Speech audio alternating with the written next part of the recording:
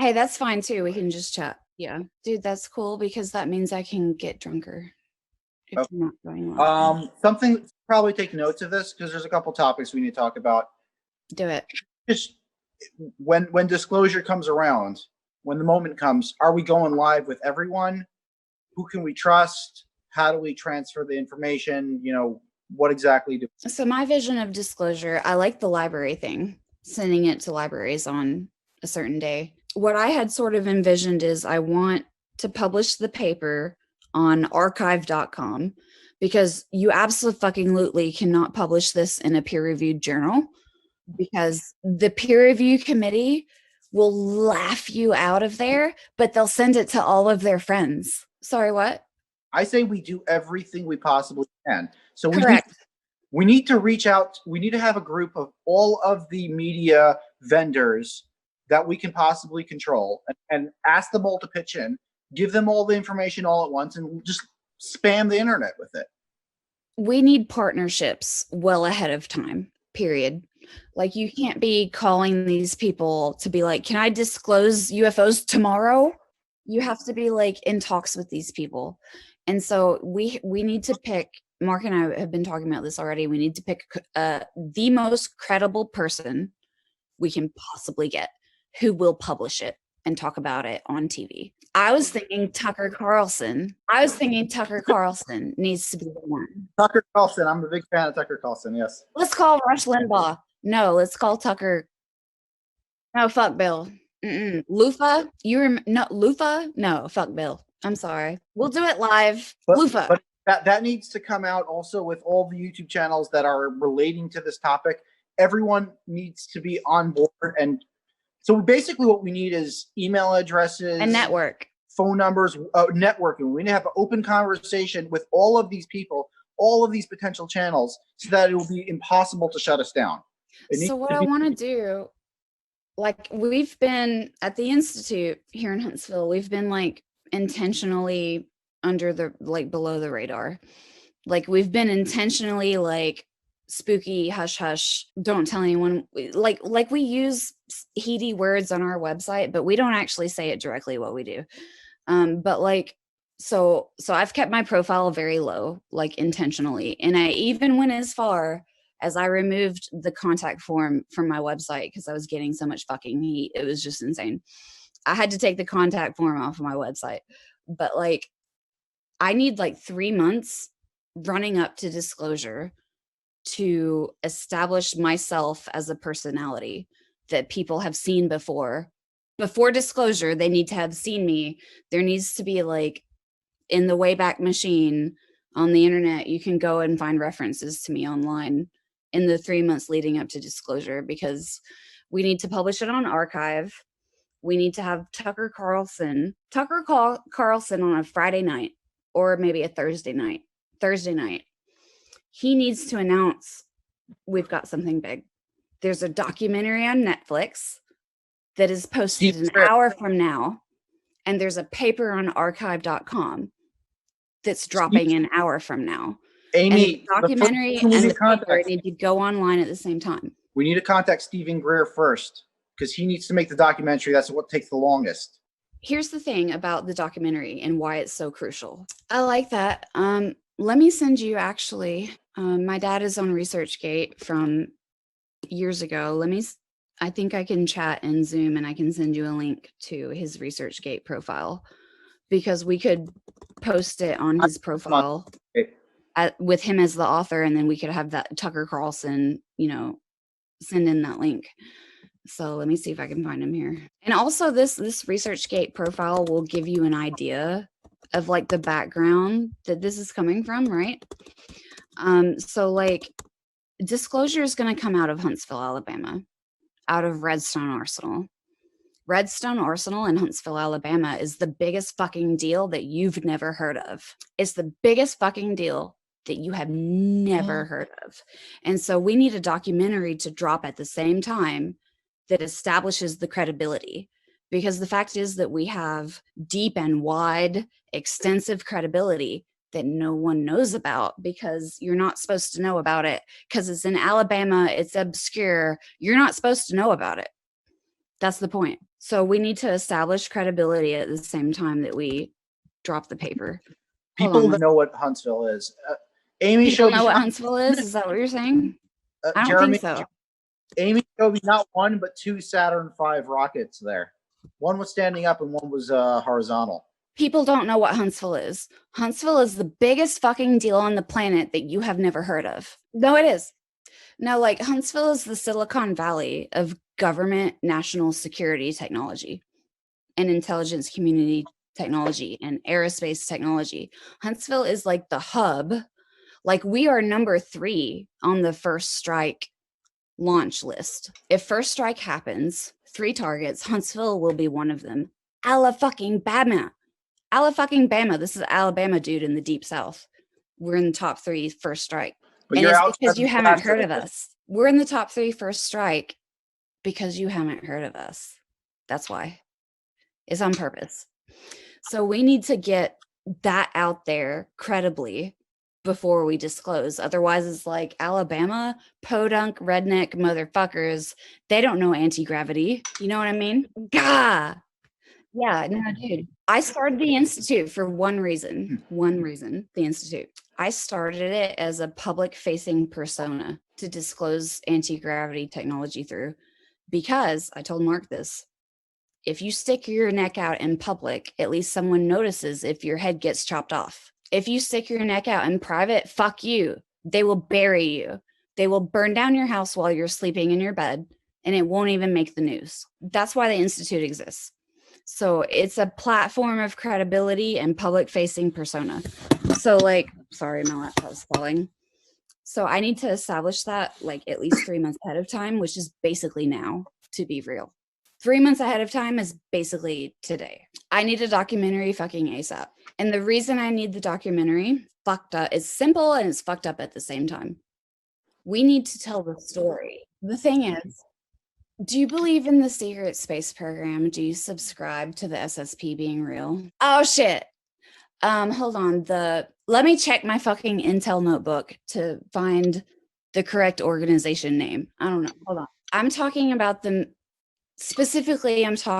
Military Industrial Complex SSP, aka Lockheed Boeing Northrop. Yes. I'm Googling SDI Reagan right now because I want to see what year that was. I mean, I know in general what it was, but I want to see the specific year that was. Strategic Defense Initiative Organization within the U.S. Department of Defense. I'm looking at the wiki here for Strategic Defense Initiative. Is this MDA? Is this MDA shit? It's got to be Missile Defense Agency. Is the Army AMRDEC Missile Defense Agency? Are they in this? Hold on, I'm looking at the wiki. The U.S. Army had considered the issue of ballistic missile defense as early as late World War II. Okay, so you know that Huntsville is like, so we have THAAD and CRAM, and like Huntsville is the hub of, if a nuclear weapon is coming to the US from Russia, how are we going to see it? Most importantly, how are we going to shoot it down? That is all, both the research and development and the operational day-to-day rank and file we're looking at. The radar shit is all run from Huntsville. They would have to. They have them here. They would have to have them there and on the West Coast. Wait, what city is this again? So I'm looking at this wiki and it's talking about lead up to SDI. It says Reagan's Secretary of State suggested that a 1967 lecture by physicist Edward Teller, the so-called father of the hydrogen bomb, was an important precursor to SDI. I have the shit here, man. So I have a guy on my team. That I employ, and he's like, he came to me. I didn't go looking for him. He came to me.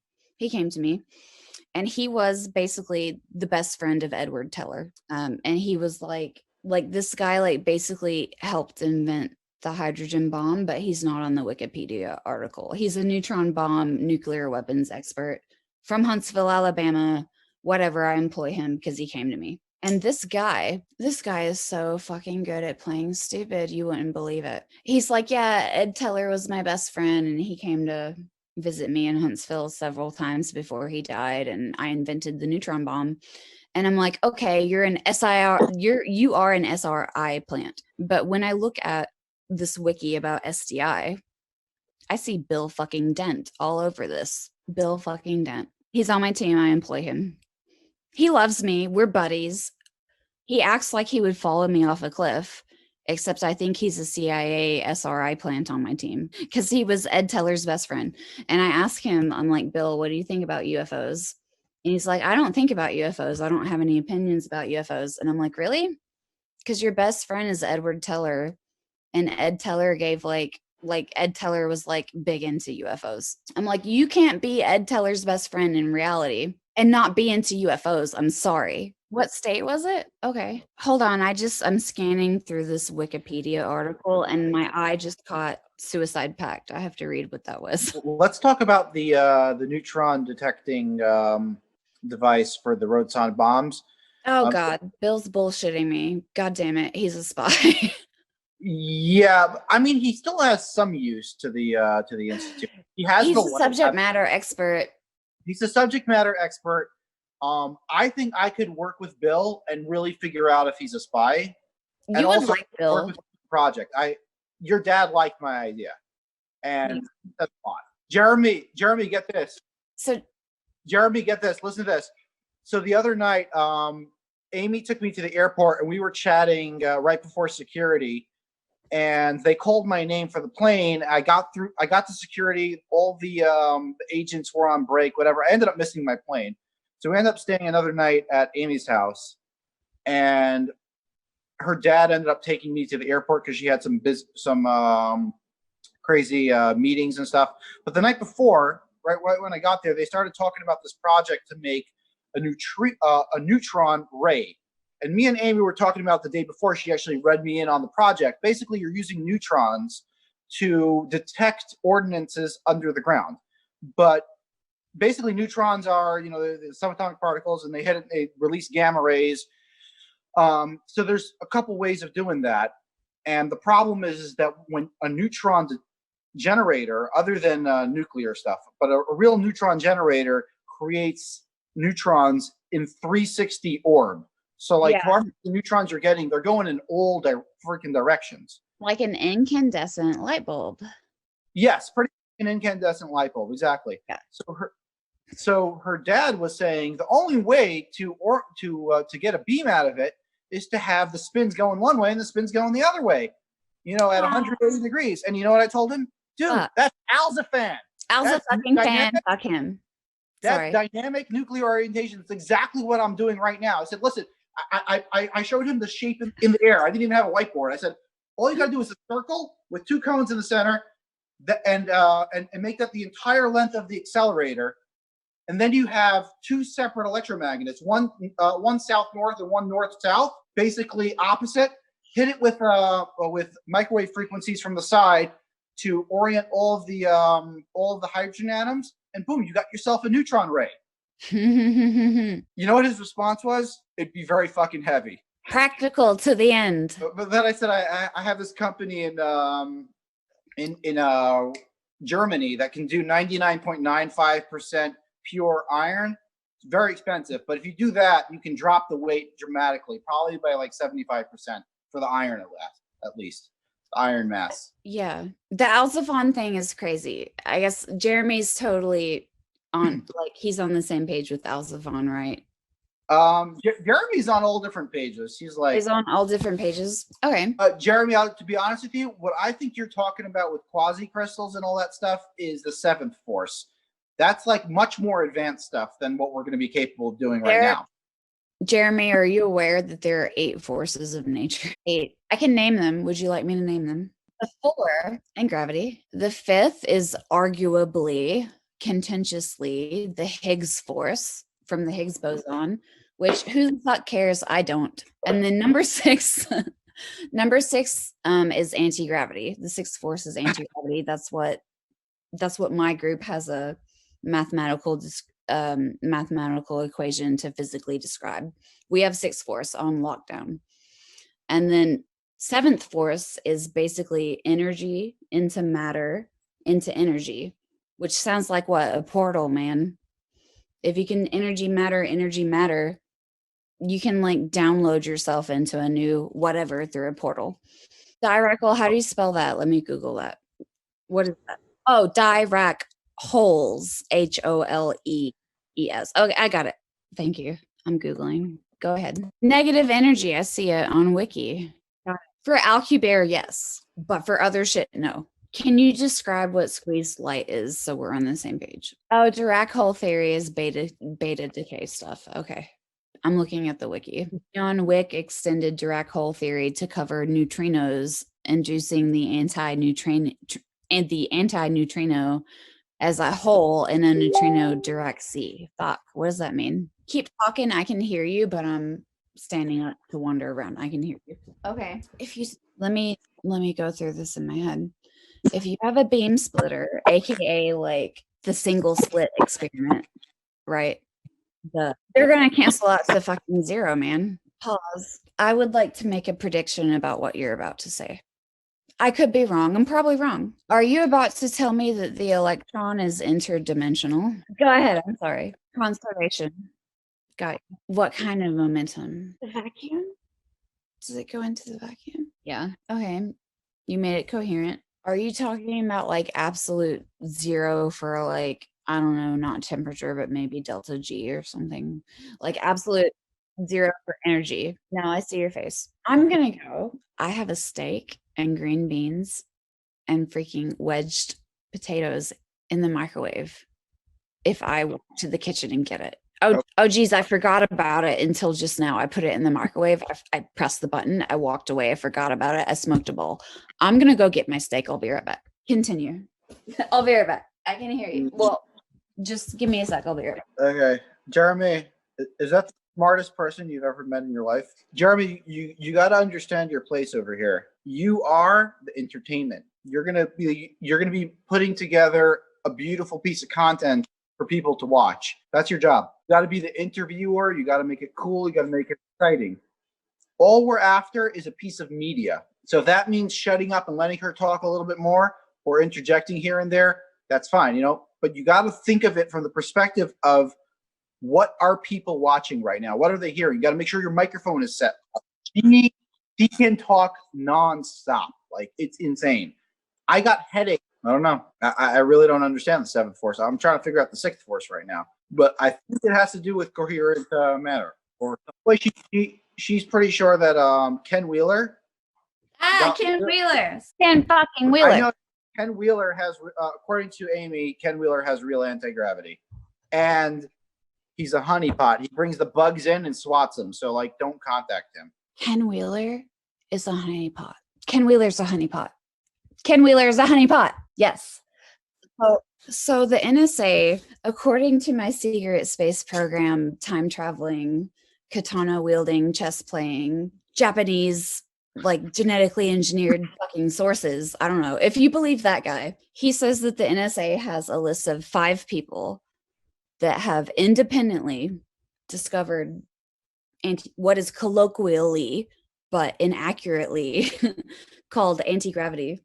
They have a list of 5 people for the NSA, and he says, well, he told me some of them, and I think I filled in the blanks for the rest of them. So Tesla, he says, is the first. Obvi. No, fuck him. Fuck Elon. I have a consultant that was his propulsion head, whatever. I'll tell you about Elon. But no, Tesla was the first. And then I'm pretty sure the next one was Podletkanov. I'm pretty sure. I think Eugene has it. And then the third one was, let me think. Is it in the Ron K list or somewhere else? Oh, you know about Ron K. Jesus! Haunebu. I'm chewing my steak. The Haunebu Saucer. So I've got the katana wielding time traveling soldier. His name is, he's Dan Cooper. Dan Cooper. You can Google him. He's on podcasts talking about how he's a time traveling, sword wielding, chess playing, whatever. He offered to mentor me in chess so that I could settle international disputes with chess. I'm not even joking. He's crazy. So he's one of my SSP contacts, allegedly. The other one, I've got this guy in Milwaukee who's German, and he says his uncle created the Haunebu Saucer, and his last name is Hahn, so it's feasible. His last name is Han. He's at the University of Milwaukee.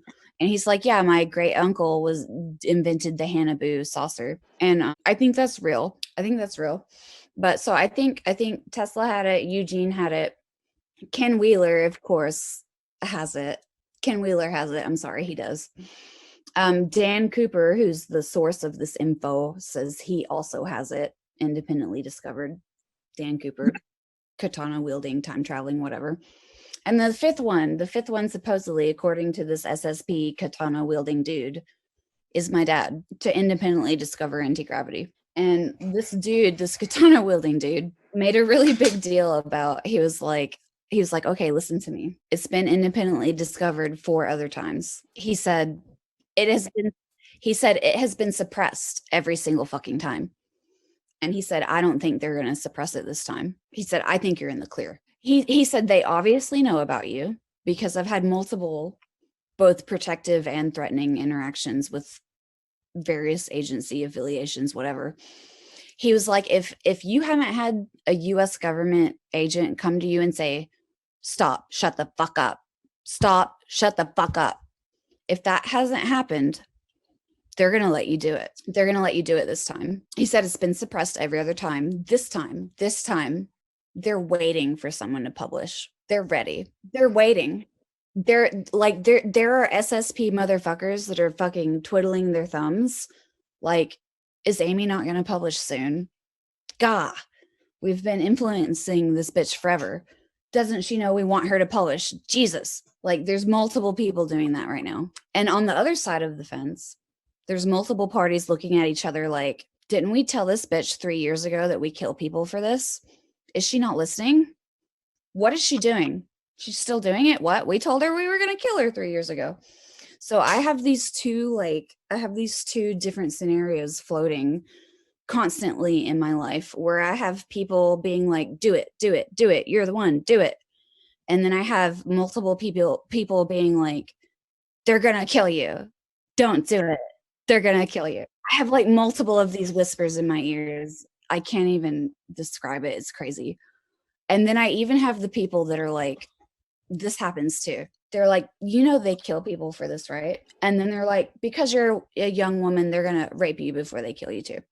And I have people digging through my panty drawer, breaking into my apartment, digging through my panty drawer so that I notice. Like, I have crazy fucking threats going on right now. And it's stressing me out. It's stressing me out, dude. I'm stressed. Jeremy, we saw it in real life. We went down to the to Walmart Supercenter, and Amy had in her mind to go get this the nicotine patches. She actually mentioned it to me at the apartment. And I know they are. Jeremy, Amy plans on coming down for the Alzafen experiment. Can you have those cameras on hand to give her physically? I don't know if they're checking the mail. They're definitely. So I was living in an apartment with my ex-boyfriend for 6 months, right? I moved back home with my parents because of this shit. Because people kept breaking into our apartment, and they would only do it when we were gone together in the same vehicle. Like, he and I would leave in the same vehicle, and then we would come back together. The first time we noticed the break-in, we came home, and there was a micro USB charger plugged into the wall, left there, cut in half with a knife, with the wire exposed on, and like both halves, like half of it is plugged into the wall and half of it is just sitting on the counter, and it's cut in half with a knife. What the fuck? The second time we noticed someone had been in the apartment is really fucking weird, because the night previous, it was like in the summer, and he had opened the bedroom window, the master bedroom window, to let the breeze in because he was hot. And I said, you know what? I'm really cold. Can you please, we were going to bed. I was like, I'm really cold. Can you please close the window? Because I feel the breeze. It's making me cold. And he said, yeah, I'll close it. And he pretended to close it, but he didn't. And the next morning, I noticed the window's still open. Motherfucker lied to me. He said that he closed the window, but he didn't. But at that point, it was hot, so I left it open and I left. He was gone to work. I noticed the window was still open. I go to work, I leave it open. I come back like an hour later and the window is closed. Like, somebody witnessed that interaction, that I asked him to close the window and he didn't. He lied to me. He said he closed it. He didn't. I noticed it was open the next morning. I left without closing it. I came back before he came back. The window is closed because somebody was like, I'm going to close this window for this girl. She asked him to close it. He lied. He didn't. I'm going to go close it right now. It wasn't him. He was at work. The third time we noticed someone had broken in, he plugged in a pair of Bluetooth headphones to charge into a micro USB right as we left. We go to the bar. It's like a Sunday afternoon. We go to the bar and we work for a while together in one car. We come back. The headphones are unplugged. They're exactly where we left them. He plugged them in at 36% battery. We left. We come back. They're unplugged. They're at 36% battery, which means someone unplugged them almost immediately after we left. And so I'm like, that's weird. What are they dicking with the headphones for? I walk into our bedroom. And my panty drawer has been dug through, and there are pairs thrown on the floor so that I will notice that my panty drawer has been dug through. And I'm like, I'm pissed now. They're not panties that you wore, right? No, like they dug through the drawer. Like every girl has impractical panties that she gets for like bridal showers, birthdays, bachelorette parties. You never wear them. They're in the bottom of your panty drawer. You forget about them. They dug through my panty drawer and they pulled out the impractical ones. They pulled out the impractical ones I never wear and they threw them on the floor so I would notice. And I was like, I'm fucking pissed now. No, dude, it's fucking real. They have touched my panties. It's fucking real. No, but they're not doing it because they're not doing it for that reason. They're doing it to fuck with Amy. No, and it's they're do it to me too. Jeremy, did you see those emails I sent? Those emails I received about talking about my not my damn, that's bad. No, they're going after my daughter. Yeah. I don't know if it's a threat, if they're just trying to fuck with me, but they sent me an email with an invite to edit a document. So I opened up the document. The document was called the Falcon Space Camp. I opened it up.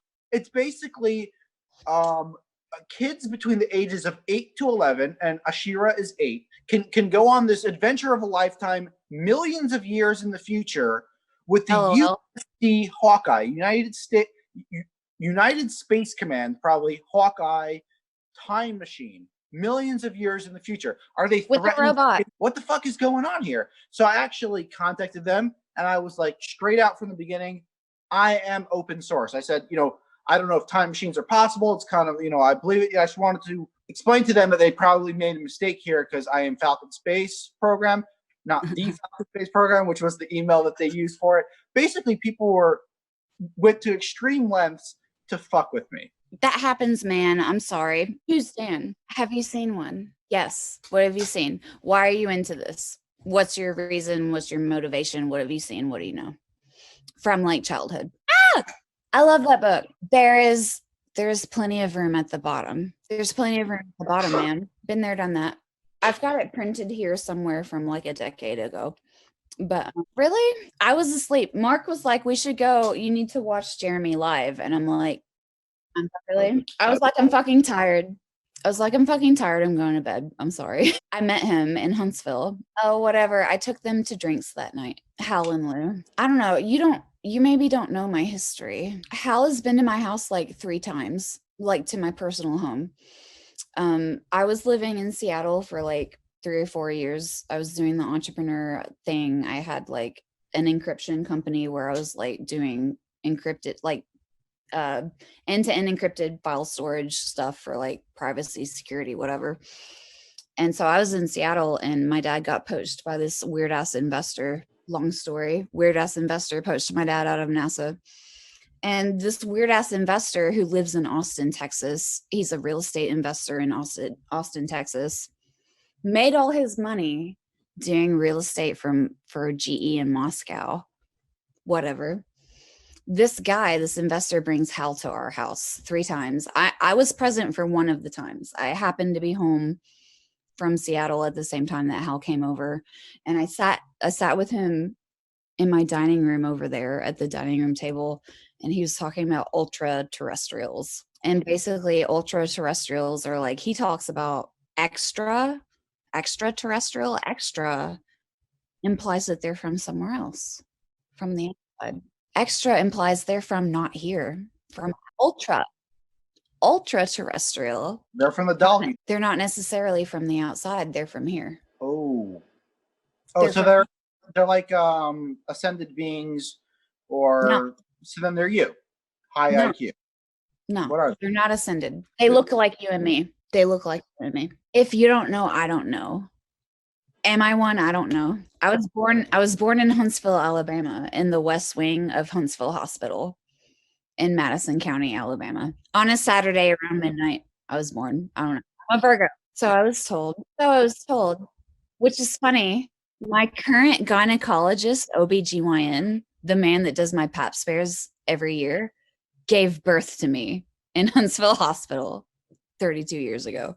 It's like my current gyno did my delivery 32 years ago for my mom. It's some small town shit. But no, so Hal talks about ultra terrestrials and they're from here, but ultra, why are they so much better? Why are they so much better from here? It's not anymore, yeah. Ultra. They're from here, but why are they so much better? Do you have a guess? Ultra. I've never Googled it. I don't know. I sat at my dining room table. The man was talking about ultra terrestrials. I've never Googled it. I don't know. Keel with a K? I don't know anything about that. I was telling Mark. Mark tells me about these conspiracy theories, and I'm like, dude, I have never been interested in aliens. I was born in Huntsville, Alabama, to the technical lead of the PRL. I'm like the propulsion princess of Huntsville, Alabama, the propulsion capital of the world, totally by accident. 100% by accident. I was born into this shit. I have not sought out any information about aliens whatsoever. I've sought out zero information about aliens.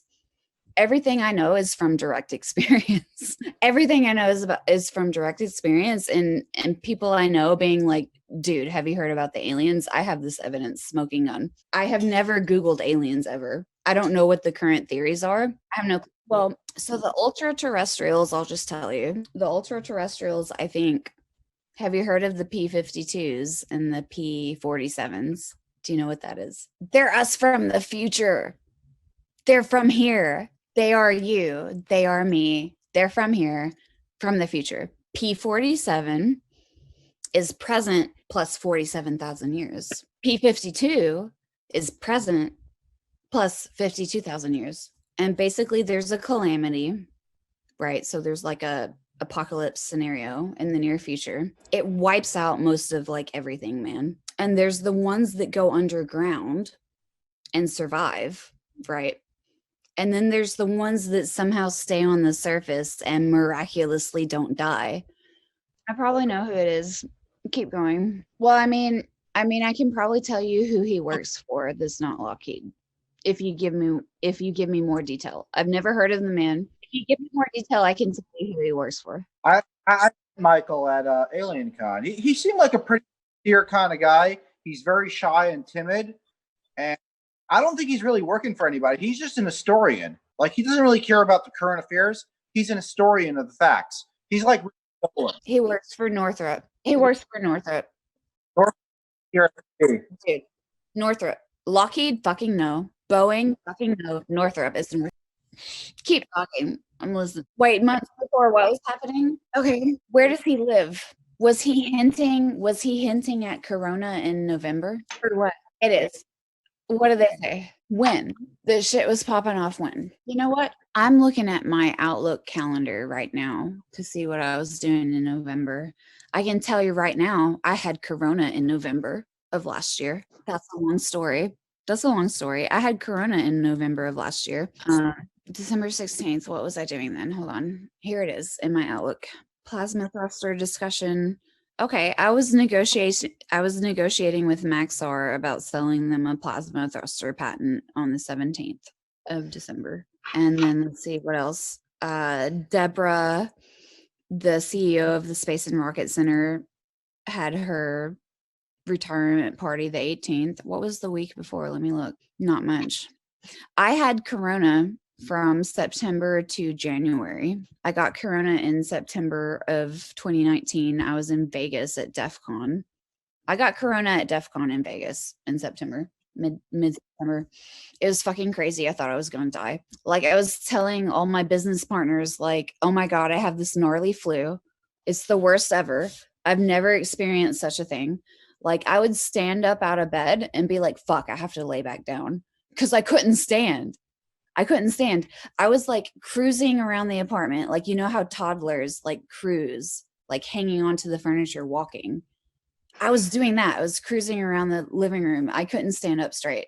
Like I was walking bent over. I was so short of breath. I was getting palpitations taking the trash out. From September to January of last year, I got it at DEF CON. And like my boyfriend and I, that we were living together, my boyfriend and I at the time, he had it too. He had the rash over his eye. I had the rash on, it was like on the inside of my thighs. I had a rash 3 times. I did 3 packs of prednisone to get rid of the rash. And then I got, well, it started with the vomiting. The vomiting was fucking crazy. My boyfriend and I, my ex and I, we vomited every day. If he didn't vomit, I vomited. If I didn't vomit, he vomited from September to January of last year. And I finally got the respiratory thing in November. And then I ended up in the ER December like 30th with like all this mucus in my lungs. Like it was the thickest mucus I've ever experienced. Like I didn't know it was in there because it was so thick, it wasn't moving when I was breathing in and out. So there was no rattle because it was so thick. I was just, just like this thick, clear mucus. I thought I was gonna die. I had corona from September to January. I finally got over it because I broke up with him. I social distanced because we were giving it to each other back and forth from September to January. Like the 3 rashes I got was 3 reinfections. He reinfected me 3 times. I reinfected him. I did 3 packs of prednisone for a rash 3 different times, and then I ended up in the ER. And it didn't go away until I broke up with him because he was a fucking rage machine douchebag. Rage machine douchebag. I broke up. The minute I moved home, well, because the break-ins were happening at our apartment together. So I broke up with him. I moved home to my parents' house to get away from the break-ins, and I was better immediately. As soon as I social distanced from him, we stopped passing it back and forth forever. And I finally got over corona. And like now I have like post-corona complications that really fucking suck. You're going to see, listen to me, I said it first. In 6 weeks to 2 months to 3 months on CNN, Fox News, you're going to see that post-corona complications are going to kill more people than the initial infection. More people are going to die from the complications after recovery than died in the original infection. I'm here to tell you, because I barely fucking made it.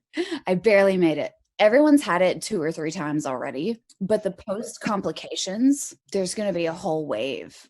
There's going to be a massive wave, like 3, 4, 5, 6 months after infection. I had it in September. I had it before anyone had it. The people that they're studying right now contracted it in February or March. I've had it since September. I know what the post-COVID complications are. They really suck.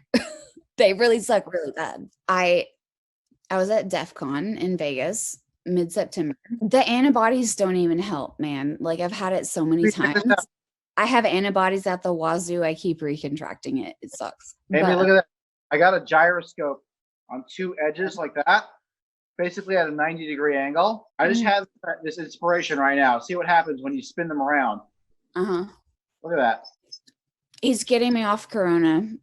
He's like, okay, yeah, let's take Amy off her corona like soapbox right now. Doesn't matter. When you think negative, you create negative. It's killing me. What? I had beers with a Chinese hacker from Wuhan at DEF CON. I still have his number in my phone. I should text him and be like, yo, what's your name, Chinese hacker? Did you get corona? Did you give me corona? Are you still? I should text him and be like, are you still alive, dude? Yeah. Are you still alive? Question mark. Look, spin the axis around. Distraction.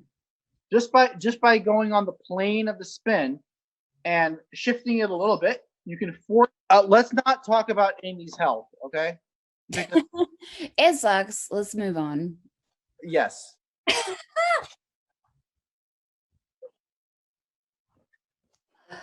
I'm sorry. I ragdolled because you said Martin more. His job is to publish null results, man. Hold on. I spilled my beer. Hold on. Just a second. You said Martin Tajmar and I spilled my beer. Oh, fuck. No, I know Martin. He's paid. Sorry. Oh, dude. God. Okay, so Martin Tajmar has the most advanced, the best funded, the best equipment, the best money, cash money of any anti-gravity research on the planet. He's funded by the German Air Force. All he ever publishes is null results. That's weird. He has the best equipment, the best lab. He has a fleet of fucking grad students, Germans no less. They're good at this. He has a fleet of German grad students. All he publishes is null results. What's up with that? I can tell you what's up with that. I met him in 2018 at Estes Park at like, you know, Jim Woodward, the father of the Mach Effect, whatever. Mach Effect, Alcubierre, Jim Woodward. Okay, so Jim has this like invite only conference that's in Estes Park every 2 years. So it's like whatever. Actually, I have my badge from it. Hold on. Are you aware of this? Hold on, let me show you my badge. Dude, I don't know. I don't see my badge. But anyway, fucking Tony Robertson, Glenn Anthony, whatever. He invited me to Estes Park in 2018. And I went with Chantel, who's she's chief research officer of geometric energy in Calgary, Alberta. I don't know if you know who Sam and Chantel are, Canadians, whatever. They're my business partners. Chantel and I went to this conference in Estes Park in 2018. And wait. You got to introduce Sam. What? Sam, what's his last name again? His real song. Reed/Hertzog. His last name isn't really his last name, whatever. Okay. Show him his last text to you. Oh. He was contacted by extraterrestrials, whatever. So I went to this take down a video of the ARV, basically real footage of the ARV taken from the ARV flying past Saturn. And it's all in black and white, old style footage that you got by completing the Quinine puzzles. The second. This is a tangent. But are you aware of Cicada 3301? You know Cicada Reddit Cicada hacker spooky. Are you aware? Cicada. Okay. Okay. So like 5 years ago, there was this thing called Cicada 3301 or 33 something. It was on Reddit. It was a whole bunch of cryptographic puzzles, and you had to like solve the puzzles, and the winner, like the answer to the puzzle sent you to another puzzle, sent you to another puzzle, sent you to another puzzle. And at the end, there were coordinates. And whoever went to the coordinates got the fucking thumb drive, man. That was like 5 years ago. So like I'm in Seattle like 4 years ago, and this 21-year-old hacker dude that says he's Cosmo the God from this hacker group is like elite Jewish Nazi. And no, elite Jewish autistic hacking, like political activist hacking group. Whatever. He's like their main social engineer. He's 21. I meet him in Seattle and he tells me about Cicada. And he actually vets me with Cicada. He like sends me the puzzles. And I don't even try because I'm like, dude, if you're trying to vet me based off of my ability to solve cryptographic puzzles, you're vetting me based off of the wrong criteria, man. You should vet me based off of relationships, not math. So I like didn't even try. But anyway, Cicada, people think no, I can do shit. Like my degree, I have a double degree in biology and chemistry. Chemistry is like, you know, I did quantum chemistry and organic chemistry and inorganic and NMR and blah, blah, blah, all the shit. And then I did like biotechnology. I almost finished a PhD in biotechnology. And well, it was biotechnology, bioscience, engineering. I was doing recombinant protein engineering for like gene therapy shit. Just to be clear, I think biology is probably the hardest. He sent me the puzzle. He sent me the link to the puzzle. And he was like, I think you know more about computer science than you let on, biologist fucking bitch. I think you're a hacker and you're not telling me. And I'm like, dude, no. I'm a biology chemist, biotechnologist from Huntsville, Alabama. And I have a history of electrical and mechanical engineering. And I worked at MRDEC. I worked for the U.S. Army. I was in the Weapons Sciences Directorate, but then I transferred to biotech. He was like, I think you're a computer science hacker and you're just not telling me.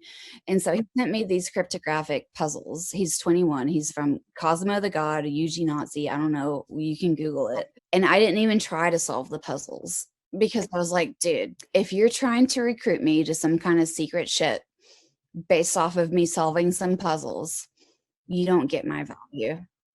You don't get my value. And I'm not going to even try because you should recruit me. Yeah. So Sam actually got to the last stage. Okay. So there's a new cicada. So Josh, the social engineer for the autistic Jewish hacking group, he tells me about cicada 5 years ago. And he's like, there's an AI. And if I talk about it out of line, the AI will know and the AI will punish me, blah, blah, blah, CIA, cicada, cryptographic puzzle shit.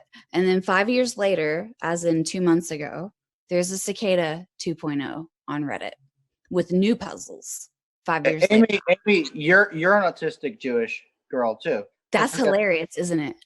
Yeah. It's like the punchline to the joke. But it's the punchline to the joke. We figured out that she's Jewish? What? We figured out that she's Jewish through genetic testing. So Judaism follows the mother line, the maternal line. Amy's great-grandmother was given up in an orphanage in Nazi Germany. And she has that exact percentage of DNA that is Jewish. So we're trying to get her mother to do a genetic test.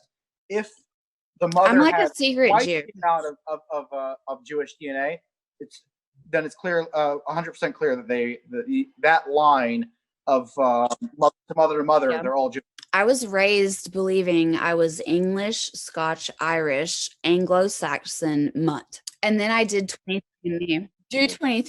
I did 23andMe. I am 18% Ashkenazi Jew. 18%. And we have no previous knowledge of Jewish ancestry whatsoever. But my great-grandmother grew up in an orphanage. And we have no history about her whatsoever. Anyway, so Sam solved the puzzle of Cicada 2.0 5 years later, and he got the coordinates. And he went and he got the thumb drive. And on this thumb drive was like a whole shit ton of videos of like black and white grainy, like through a porthole.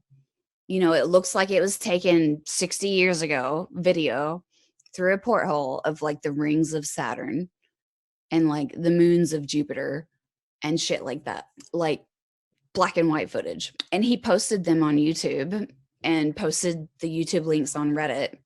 And so it was this whole big thing about Cicada 2.0. And I wanted to show them to Mark like a week ago. Cicada. Jeremy, we're living on one of the only planets in the universe that has internal combustion engines working with GPS systems. Yeah.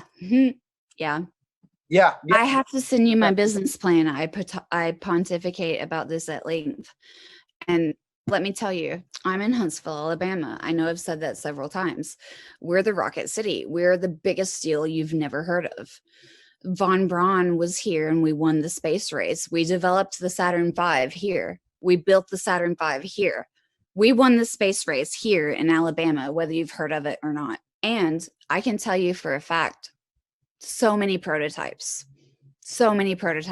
Only prototype built like this in the world. You turn it on the first time, it works exactly like you thought it would the first time. Great data. You apply for more funding to test it more thoroughly, they cancel it. It goes to NASA divestment. It goes to the auction block. People bid on it. And literally scrap metal vendors win the bid and melt it down for scrap metal and sell it. We could be crazy far. We could be on the moons of Jupiter.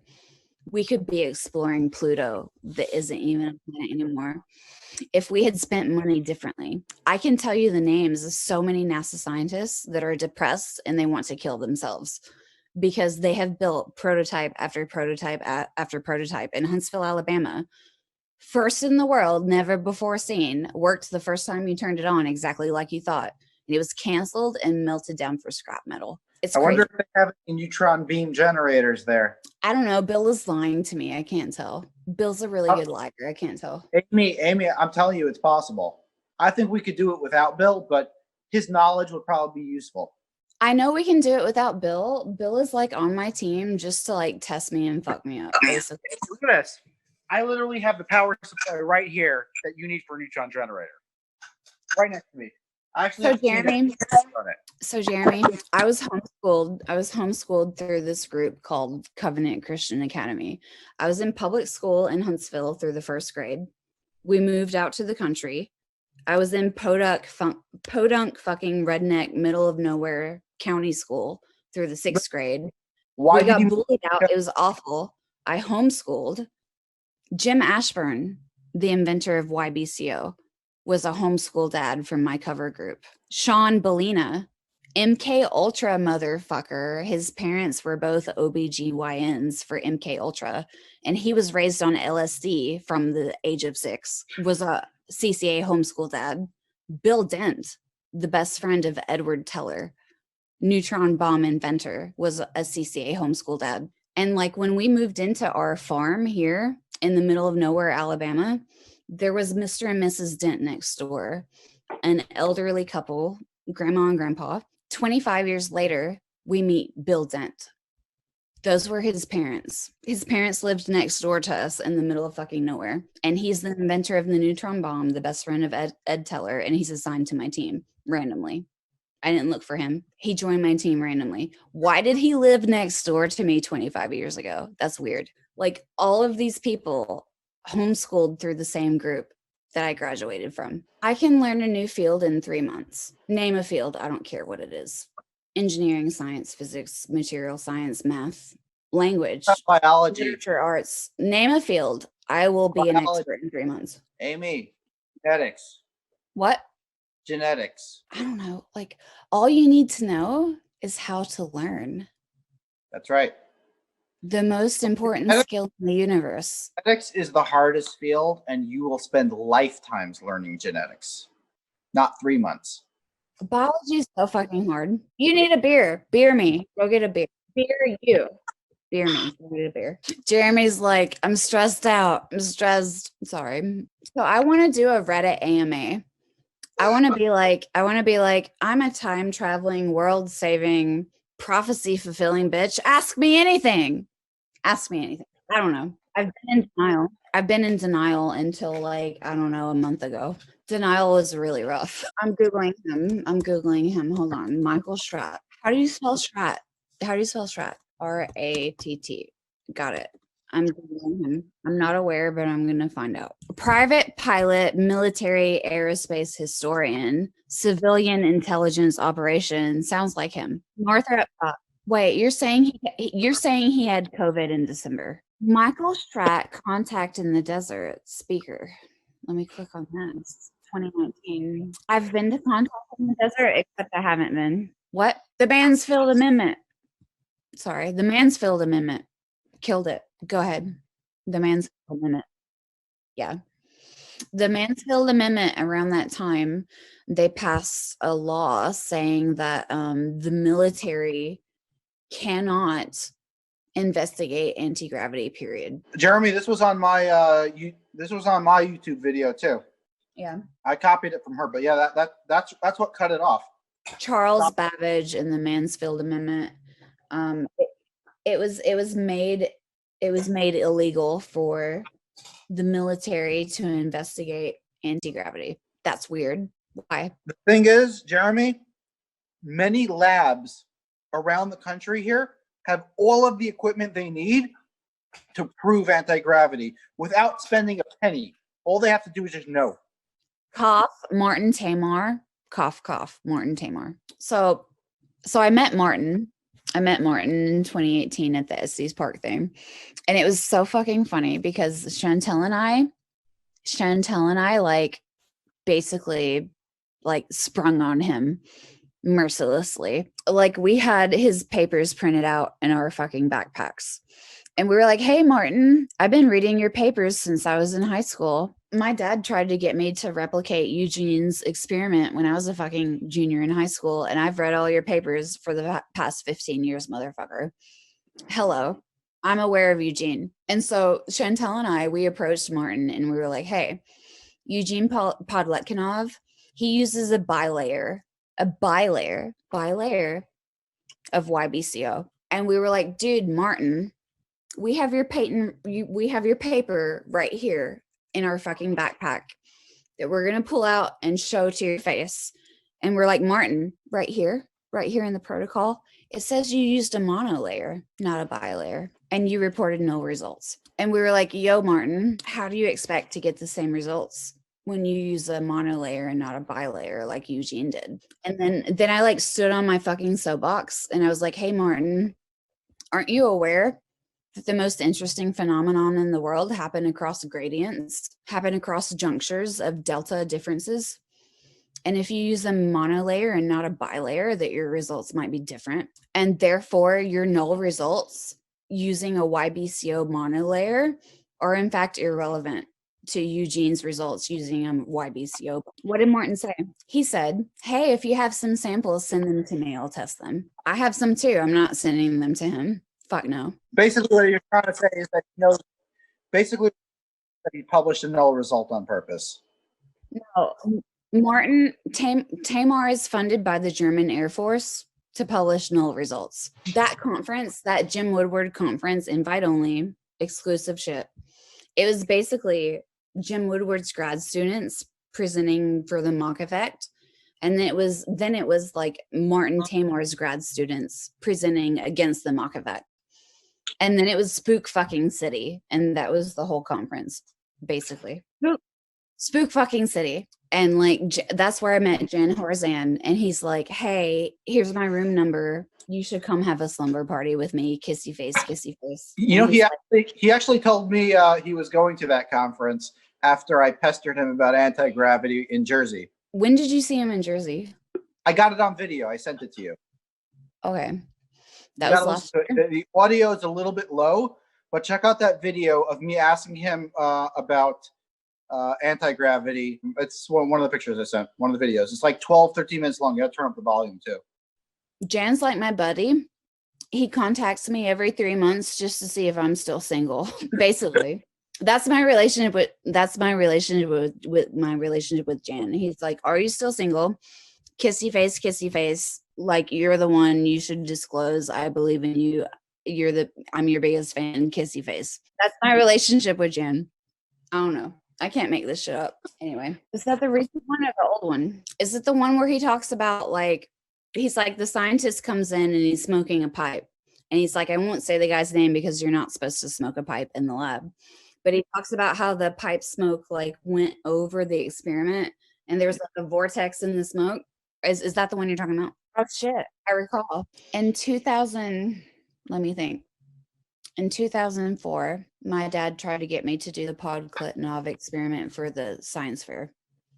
And I was like, LOL, I'm going to do gene therapy and biotech now. And then I went on to spend a decade in biotech. And now I'm back on the fucking anti-gravity, man. They pull me back in. No, she goes for what's hard.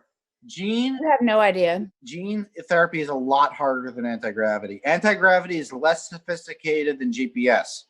That's why I keep on telling you, we're the only planet that got internal combustion engines running with GPS systems. Anti-gravity is a gross misnomer. It's really super misleading. The term anti-gravity is really super misleading, barking up the wrong fucking tree, totally wrong, misleading. This is my life. So my dad was the technical lead of the Advanced Propulsion Lab at NASA Marshall, again, the propulsion capital of the world. So I was a little autistic girl. And I was listening to my dad moan and complain about NASA being inefficient and about how we could like do anti-gravity if they fucking funded us for my entire life. My brain is wired from birth, my entire development. My brain developed under the conditions of listening to the technical lead of the Advanced Propulsion Lab of NASA Marshall, the propulsion capital of the world, complain about how no one was funding him and he had great ideas. That is how my brain formed, man. I know some shit about this shit. Where are the others? I know them all. It's all canceled.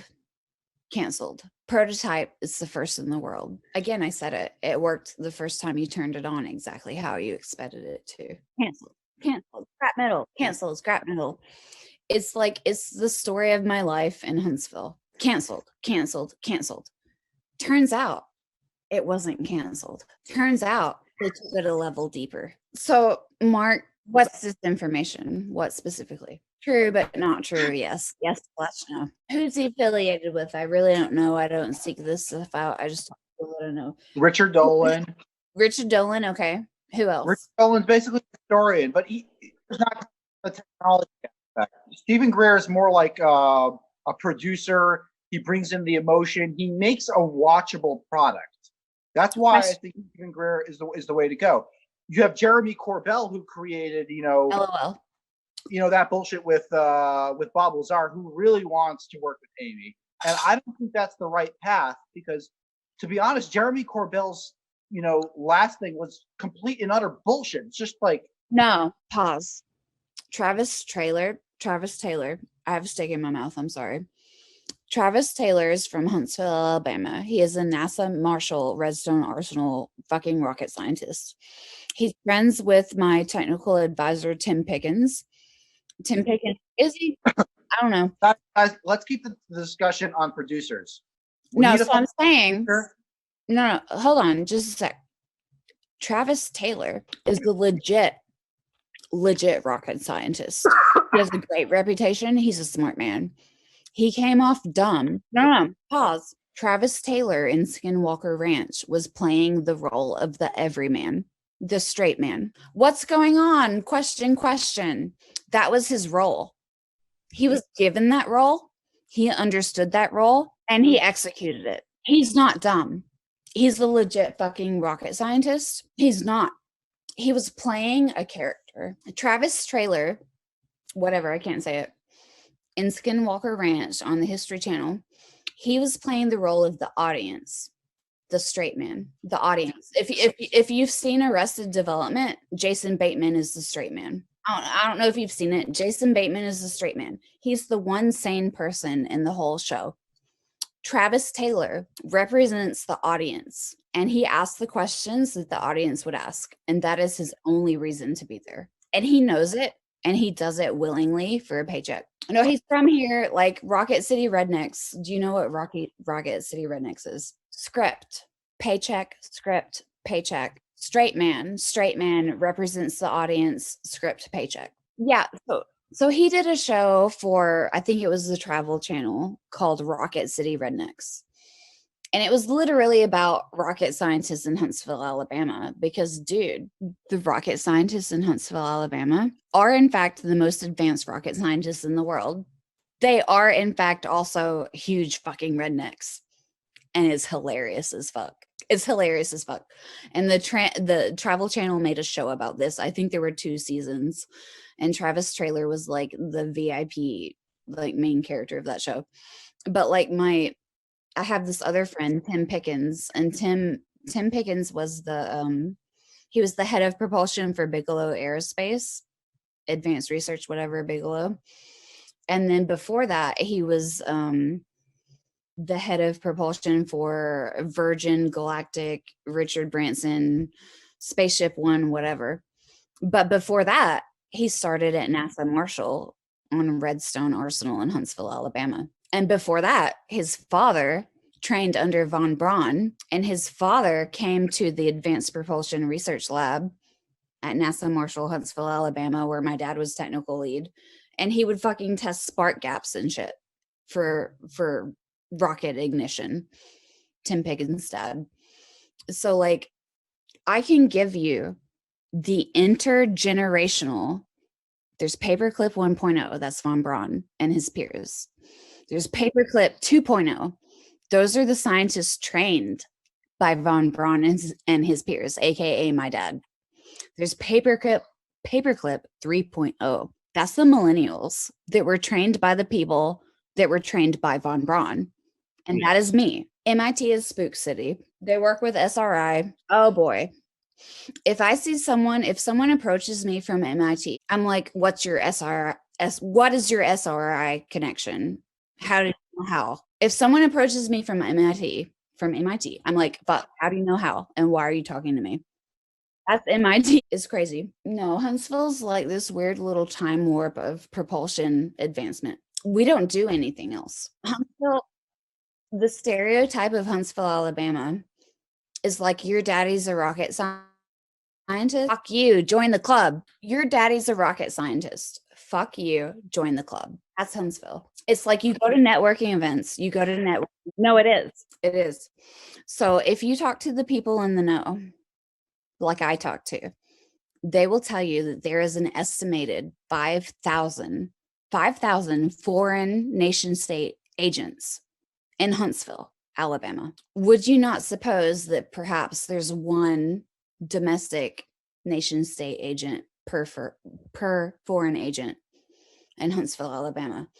Guess what? The population is only barely it's barely over 100,000, man. There's barely over 100,000 people here. And there are 5,000 foreign nation state agents. They're bartenders. They're oil mechanics. They're medical device salesmen. They work at a restaurant. They work at your doctor's office. Their sole purpose is to go to the bar and sit there and listen to you talk while you're drunk. That's it.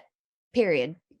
There are 5,000 foreign nation state agents here, and all they do is go to the bar and listen to you talk while you're drunk. That's their job. That's their job. They will roofie you. They will threaten you. They will follow you. They will get information out of you one way or another. The ether tells you that. It says the fascinating world of graph theory. The fascinating world of graph theory. Name a topic. I have it. What? Arthur Benjamin, Gary Churtrand Pingzing. I don't know. I have books. Hold on. What do you mean by nothing? Clarify. Space and subspace. Y'all chat for a minute. Let me look for a book about nothing on my bookcase. Y'all chat for a minute. Let me see what I got. Let me see what I got. Hold on. A book about nothing. Hold on. No, don't put pressure on me. Chat without me. I'm looking. Yeah, I'm a nerd. Yeah. I really like set theory and group theory. I desperately wish that I had taken more math in college. Okay, yeah. Topology, I just found it right there. Okay. I found a book that I think represents nothing. Okay. Okay. I'm going to preface this with nothing, in my opinion, is equal to the equal probability distribution against all outcomes. Because if you have all outcomes, all possible outcomes are equally probable. That's basically nothing, man. All possible outcomes are equally probable. That's basically nothing. This is my book that I chose. This is my book that I chose for that. I came up with something. I had to. I came up with something. Randomness is the same as nothing. Is it not?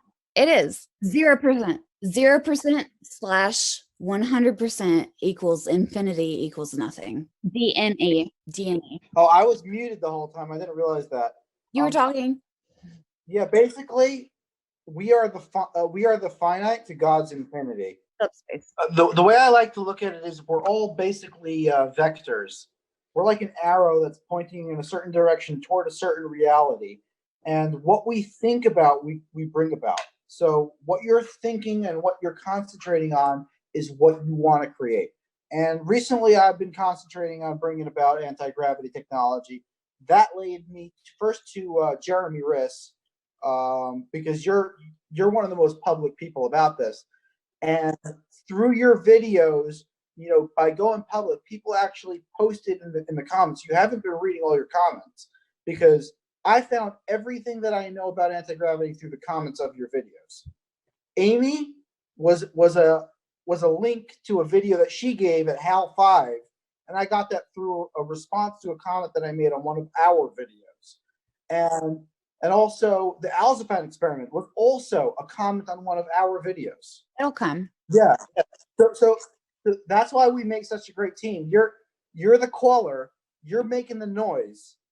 I'm the bullshit meter, and that's how we found Amy. I had to take off the contact form on my website. It's exciting. It's novel, thrilling. I feel thrilled. But we need to get to the other level. Here's my experience with that. My Hal 5 talk, it's the Huntsville, Alabama L5 Society. It's like the weirdest, like retired NASA, like they have spooky stories that about like weird shit, like UFOs and time travel and weird shit, like retired NASA, whatever, Marshall, Redstone, Huntsville. So I like that's my favorite party to crash. Like I love to crash a Hell 5 party. It's awesome because I show up. It's awesome. I show up. I'm the only woman there, and I'm less than 40. And the dudes lose their shit. They lose their shit, man.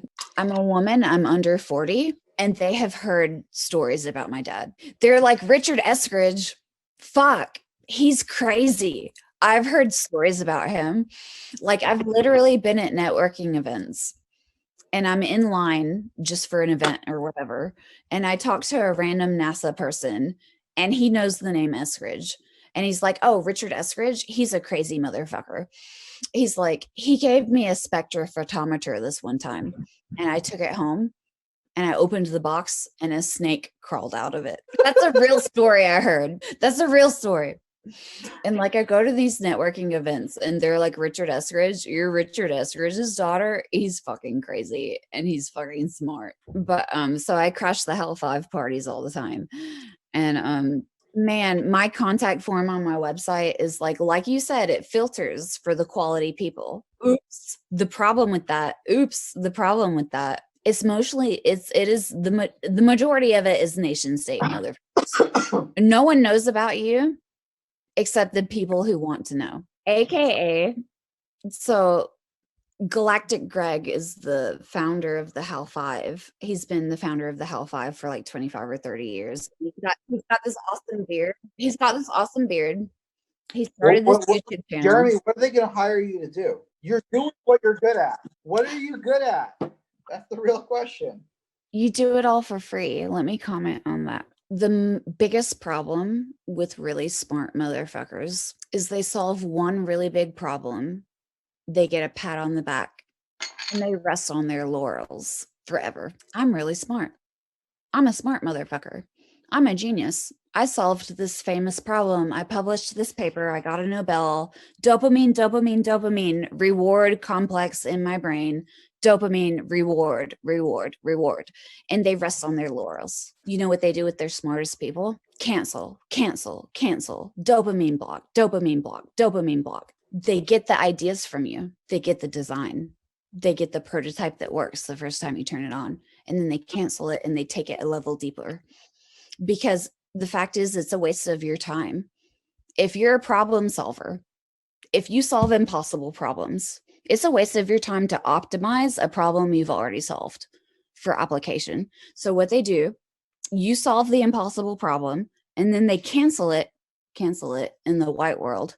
They move it a level deeper. They optimize it for the secret application and they give you a new problem and then they cancel it. And then they give you a new problem and then they cancel it and a new problem and they cancel it.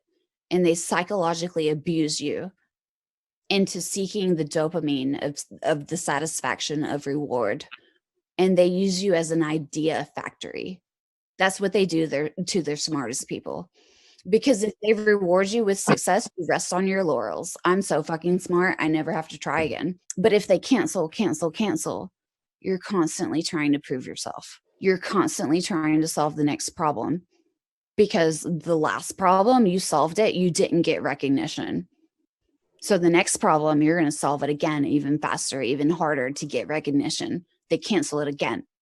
They give you another problem.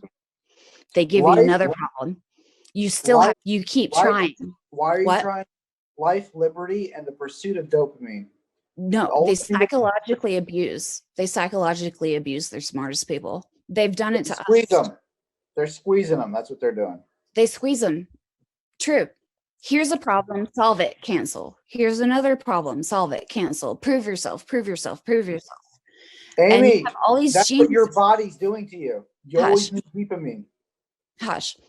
They have all these geniuses that are constantly trying to be like, damn, I've worked at NASA for 40 years and nothing I've ever done in my entire career has been deployed. Cancel. I need to try harder on the next one, or my career is a failure and I've wasted my entire career of being a genius. Guess what? All of those ideas got applied and optimized for the secret space program, motherfucker. You never saw the success. You never got the satisfaction. You never got the pat on the back. You never got the dopamine. And it means that you work harder on the next problem to prove yourself so your career isn't a waste after 30, 40 years. That's what they do in Huntsville, Alabama. They psychologically abuse you into solving problems forever.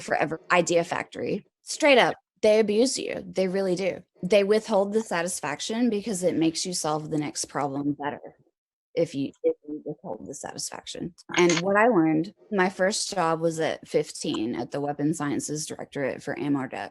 I did not apply for that job. I did a science fair project in piezoelectrics, and I got a call from the Army, and they offered me a job at 15. I couldn't even drive. My brother had to drive me into the arsenal because they offered the job to both of us, me and my older brother who could drive. And we carpooled every day for the summer. Yeah, dude. They're like, hey, I heard you did piezoelectrics for the science fair. Here's a job at the Weapons Sciences Directorate, Building 1408 on Redstone Arsenal. And like, I left defense. I was born for defense. I was raised for defense. I'm like 10 years old and my dad is at the whiteboard like, this is how physics works, little girl. And I'm like, my brain is expanding. It's too hard, but my brain is expanding since I was young. I was born for this. And I got a job at the AMRDEC, Weapons Sciences Directorate. And then I did that for 2 years. And I was like, LOL, I'm going to go do gene therapy now in biotech. And when I left, they were like, hey, if you ever want to come back to AMRDEC and explode things, let us know and we'll pay your tuition for engineering. And I was like, LOL, I'm going to go do biotech now. And for the next 10 years, I got so many offers for engineering jobs. It was crazy. Defense jobs. They tried to pull me back in so hard. It was just insane. And I was like, no, I'm going to do gene therapy though, bro. And then I did that for 10 years. And then they sabotaged it. I was 6 months away from a PhD in biotech. Totally sabotaged it down the toilet. Completely ruined. It was, it was through like a fake vehicle of sabotage, right? It was like a sexual harassment thing. It was like a really horrible court case, like really horrible thing. But you know what? If that hadn't happened, if I hadn't have been sexually harassed in grad school, I wouldn't be doing anti-gravity right now. That's right. I wouldn't be doing anti-gravity right now because they already did that. Jerry, this girl No. is the anti-gravity messiah. If I had not been horribly harassed in grad school, I would be the CEO or the CTO of a gene therapy company right now. And I would not have time. I would not have time to fund my dad's anti-gravity research. But because I was harassed in grad school and I have PTSD now because it was horrible, because of that, I'm funding anti-gravity right now because of that. Tried to pull me back in so many times. It was crazy. It's the biggest deal you've never heard of.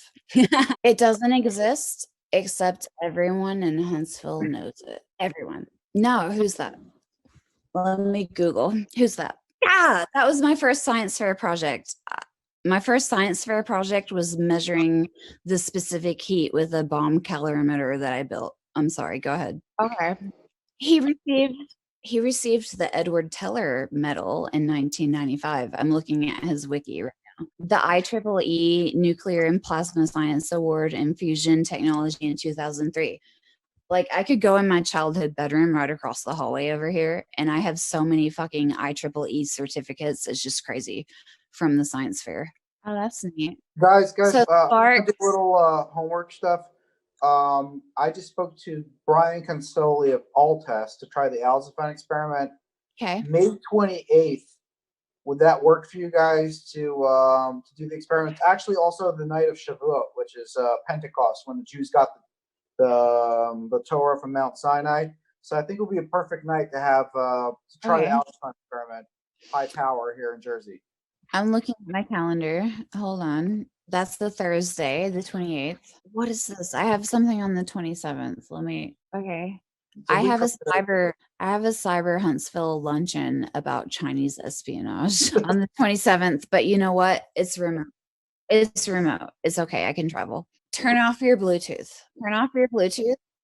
Do you have a Mac or a Windows machine? Here's the thing about open source. They're not necessarily looking for your data. Your data is whatever, it's compromised already. They're on all of your devices. They have your data. They have the technology already. They know. The surveillance is 100% about private, personal intel and intimidation. They already know what you know.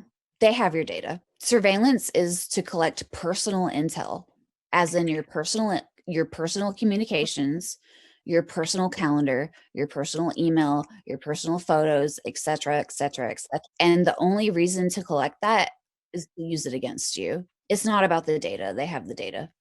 It's about intimidation.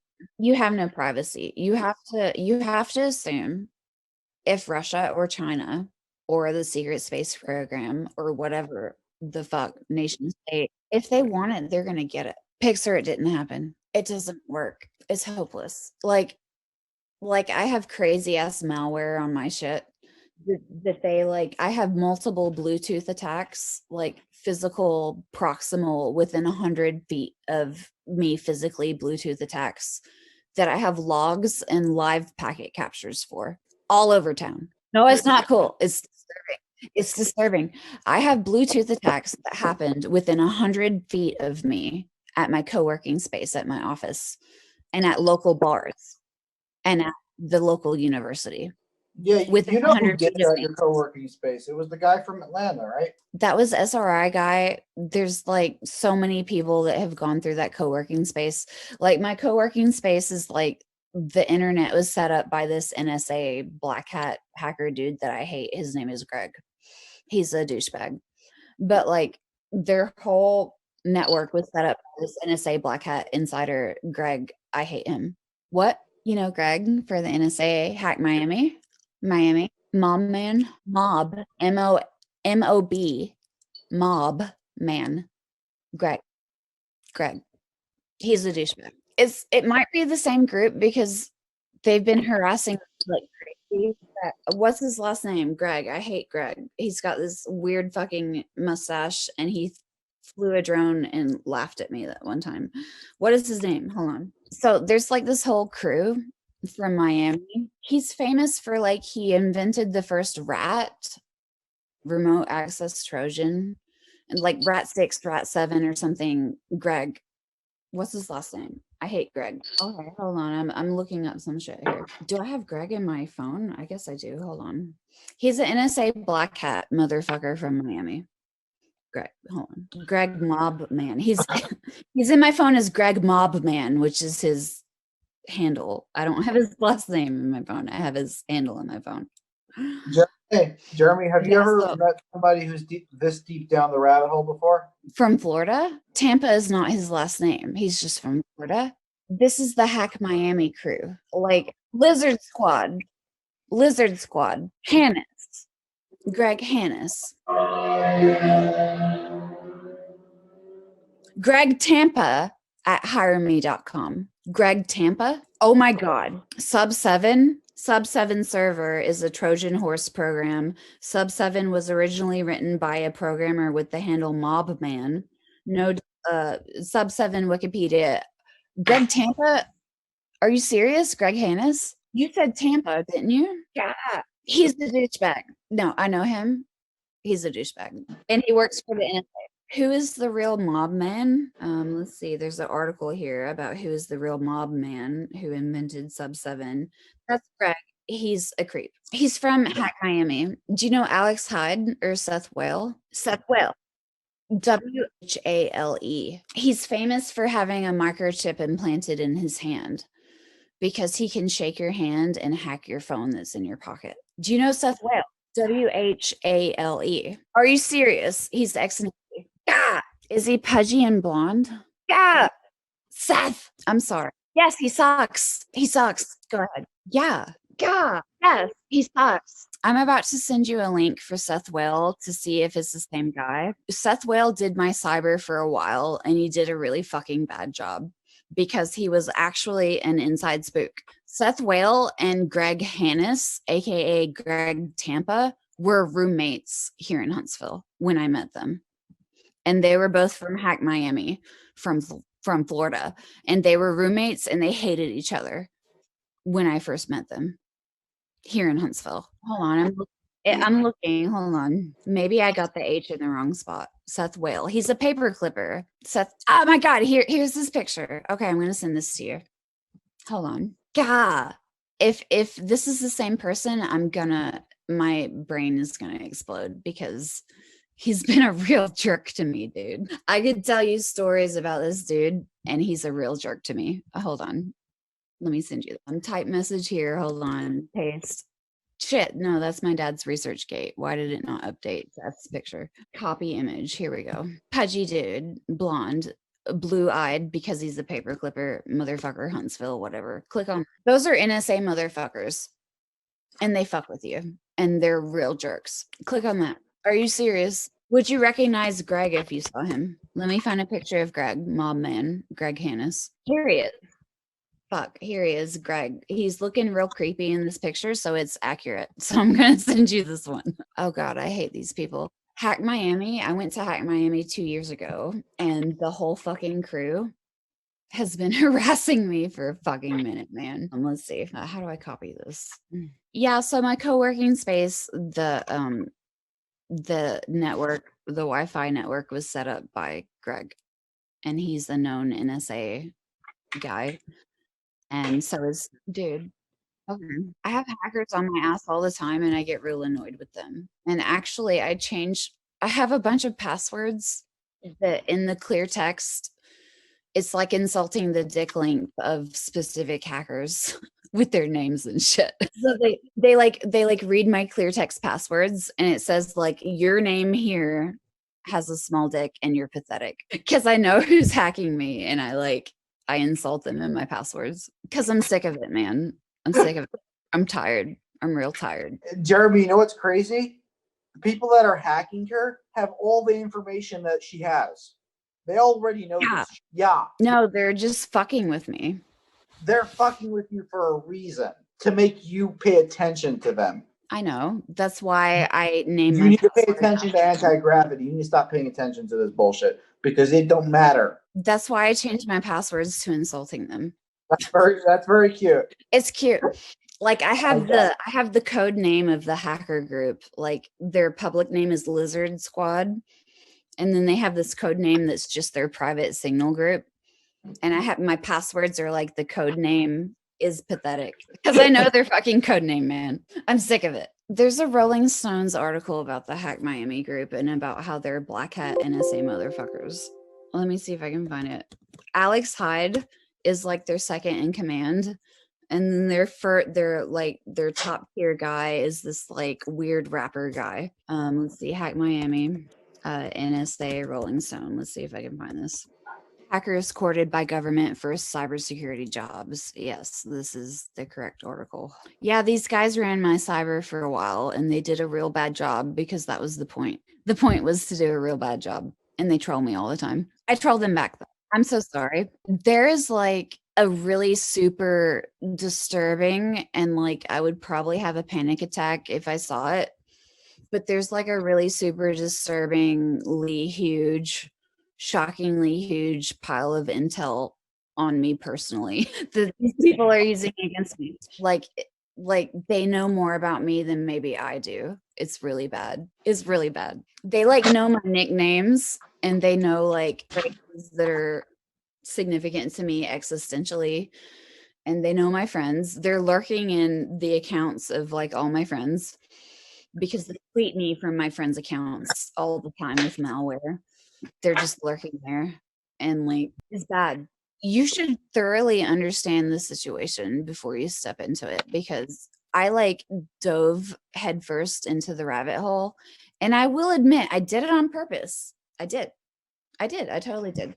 I dove into the rabbit hole headfirst 100% on purpose. Did I understand what I was doing? Absolutely not. Jeremy, Jeremy, I think it's been destined that Amy Eskridge be the one who pulls the final string on anti-gravity.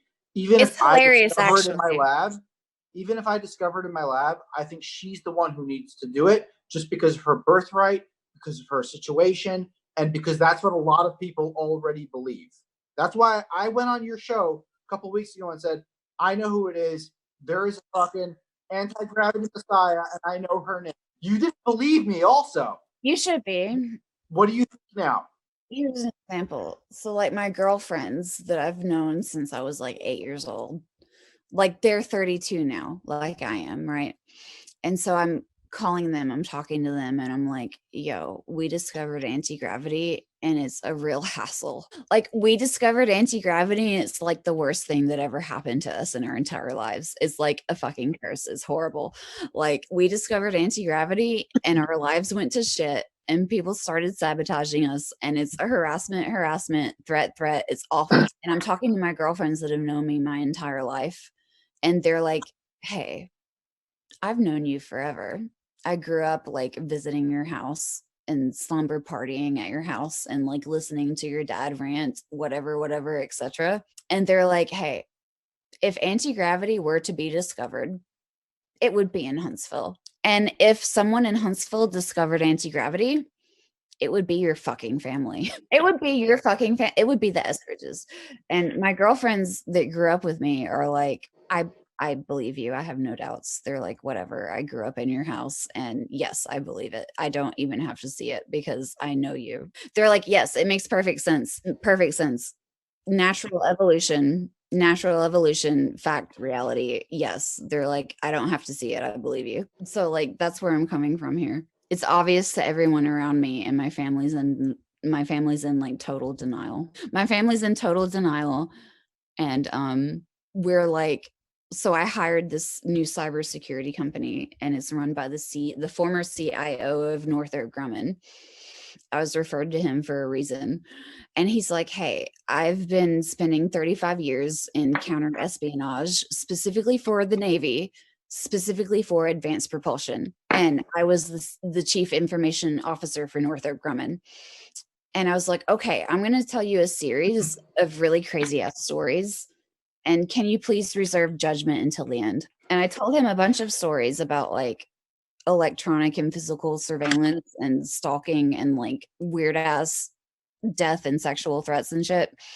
And I got to the end and I was like, okay, I'm ready. Tell me I'm crazy. I'm here. I'm ready. I'm insane. Tell me I'm sane. I'm ready for it. Tell me. And this guy was like, I wish I could tell you that you were insane, but you're totally not. He was like, I'm so fucking sorry. He was like trying to let me down gently. He was trying to let me down gently. And he was like, the stories you've told me, I've heard from other young women in technology positions.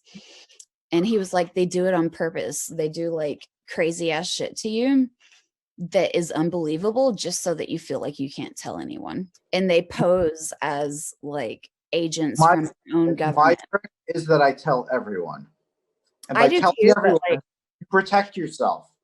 I tell people, but I wait until I have 5 or 6 smoking guns before I open my mouth. But like, this guy was like, I'm so fucking sorry. He was like letting me down gently. He was like, I've heard these stories before from other young women. He was like, there's the DVD Blu-ray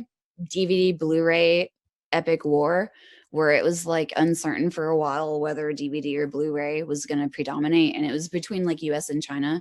And he was like, there was this female like technology executive in the US that was affiliated with that. And he was like, she couldn't go to the grocery store with her children without receiving like people following her in a car and like threatening her in the parking lot. And he was like, I've heard half of your stories, and the half of them that I haven't heard, I totally believe. He was like, they do crazy ass shit to you just so that you feel like you can't talk about it. It's really bad because like I love to work at bars by myself. Like, my most productive zone is to go to a bar by myself and sit there with my laptop and drink beer with my headphones in and get a shit ton done. I can't do that anymore. Amy, I got a freaking bar. I can't do it anymore. I got a bar across the street from my lab. Right here. I stopped that habit because I can't go to a bar by myself in the past 12 months ever without weird ass shit happening. Weird ass shit. Amy, look, that's right across from my office. I can't go there. Don't even show it to me. I can't go there. You can go there. I know the bartender. That's the safest option. Like, I've been roofied multiple times. Like, my extended team has been roofied multiple times. Like, it's a fucking roofie party over here. It's a roofie party. Tell them about the guy who offered you 1 or 2. I can't. Yeah. So I don't go to bars by myself anymore, even though it's my most productive zone. Because in the past 12 months, if I sit down at a bar by myself, some dude will come, like some 50-year-old dude will come and sit next to me and turn to me and say, do you want 1 roofie in your drink or 2? I'm like, okay. And then he'll like drop buzzwords that are relevant to my life. And I'll be like, I'm getting the fuck out of here. And then sometimes I just end up like twice now, three times. It's like, I'm really fucking drunk. I shouldn't be this drunk. I didn't drink enough to be this drunk. What's happening? What's happening? Why am I so messed up? And then all of a sudden the people at the bar around me are like, what do you do for a living? Tell us. Do you work for the government? What do you do? You're sitting there at your laptop. It looks cool. Tell us what you're doing. And I'm like, hey, you didn't ask me that until I suddenly was disoriented. Until I came back from the bathroom, finished my beer, and was disoriented and super fucking more drunk than I should have been. Like, it's crazy. It is. It's like, they do that. No, you just haven't noticed it. Maybe you haven't had it happen then, because surveillance is 50% about collecting the intel. The other 50% is just straight up about intimidating you and making you be scared. Jeremy, I just sent you over basically a whole conversation I had with these Space Falcon camp flyers. They're doing the Falcon space program, and they're looking for kids between ages 8 and 11 to send into the future on the USC Hawkeye. SSP 20 and back. You know about 20 and back? Oh, no, this is millions of years in the future. They're going to disappear. Do you know about 20 and back? No. They're threatening to take a Shira on a 20 and back. My daughter. I don't know. It's like $1 million and back or something like that. No, it's 20. No. This one is life millions of years in the future. Millions of years. They're like, whoa. We're going to. You know what? Yeah. 20 isn't the number of years in the future. 20 is how many years you spend in service before they. There's a lot of people who are hear about it. And a lot of people who are going to be in trouble. So, like, I have multiple 20 and backers that have reached out to me over random, the internet, whatever. And they all tell the same story. It's really weird. They all tell the same story. They all fucking thank me for my service. They thank me for my service, dude. They thank me for my service for one specific thing. And it's always the same. They thank me for creating the 3D holographic med pod. They're like, hey, we're really, really glad that you invented the 3D holographic med pod. And I'm like, I haven't done that yet. They're like, Jeremiah on that. Because Jeremiah is working on something very similar. I mean, it's much more crude. And we actually had a phone conversation with Jeremiah, and he showed her one of the first prototypes, I believe, of her med pod. I already know how I'm going to build the med pod, and I knew how I was going to build the med pod before they thanked me for my service. And then they thanked me for my service, and I was like, fuck you. Fuck you. Stop fucking with me. This is crazy. But like, why do they tell the same story? And there's like 3 or 4 or 5 of them, and they're all like med pod. Like, why are there 5 of you saying med pod? I'm confused. Really? Who is that talks to you about that? Okay. Oh yeah, I know him. What? Yeah, he's in like he's always messaging me. So I know him. Let me click on this. I want to see his face. He works in the Bronx. He's close by. He's close by me. Oh, I don't know him. Yeah, he is, but he's very, very interested. He's harmless. Harmless now. I stopped talking to my 20 and backers. I got creeped out. I'll admit it. I got creeped out. Jeremy, Amy thinks she had boyfriends that were her handlers. No, for fucking sure. It's sort of rapey after the fact. When you figure it out after the fact, in retrospect, you're like, that was rape. Yeah, like the Freemasons have been sending me boyfriends. It's kind of nut. Like I had this 33-degree White Knight of Malta English and Scotch rights like super double Mason that pursued me and dated me for 6 months. And he's on Mars now. He doesn't exist anymore. Like he broke up with me and then he was erased from the internet forever. He like doesn't exist anymore. But he's a He's on a 33 mining White colony on Knight. Mars. What? He's on a mining colony on Mars. It's like retarded. Last time I saw him, he was scared. It was after we broke up. He was scared. And he was like, I'm into some shit that I can't get out of. It was really bad. And now he's erased from the internet and doesn't exist anymore. Like his Facebook is gone. His LinkedIn hasn't been updated in 2 years. I have a background checking service where I can find phone numbers and addresses for anyone. And he has no phone numbers or addresses for the past 2 years because he disappeared and went to Mars, or he's dead. He got erased. Handler romantic partners, 6 months exactly. They ghost you at 6 months exactly. It never lasts longer than 6 months because they like get attached to you and they make mistakes. Like protocol, you said, a 6-month protocol. 6 months protocol, because after that, like they're telling you I love you and shit like that, and they're lying. But after 6 months, they're not lying anymore and they're attached. And then they rotate them out. And the person they rotate in has existed in your life for at least 6 months to 12 months because they line them up like fucking well ahead of time. Like there's always one like 6 months breakup, and then there's one that's been in the queue for over 12 months. And then 6 months breakup, and then there's one that's been in the it's really hard. Like people walk up to me in public and I'm like, fuck you, go away. Fuck you. I know who you are. It makes it really hard. You can tell a handler from when they shut the fuck up because you talk to them about your crazy ass life. Your life is crazy. I mean, you have a handler, your life is crazy. You're into some shit. And you talk to them because they're your significant other. You talk to them about shit. And they talk back because they're faking. And you can tell they're a handler by when they shut the fuck up about shit they can't talk about. That's how you can tell. When they become silent and they just nod their head like, I can't say anything. No, that's a handler. Also, handlers they'll offer you money that never happens. It's a carrot on a stick. It's a carrot on a stick to engage you in conversation about your technology by offering you money that they had no intent on ever giving you. Yeah. Dan Cooper, the katana wielding, time traveling, chess playing super soldier. I've talked, like I was friends with him for a while, but he was just whatever plant. But he would be like, Amy, just date the handler. It's okay. You have to date someone. He's like, they're usually good in bed. Just date them. And I'm like, Dan, you must not know about like guilty, I'm raping you, erectile dysfunction. They're not good in bed. They're not good in bed. They're guilty and their dicks don't work because they know they're raping you.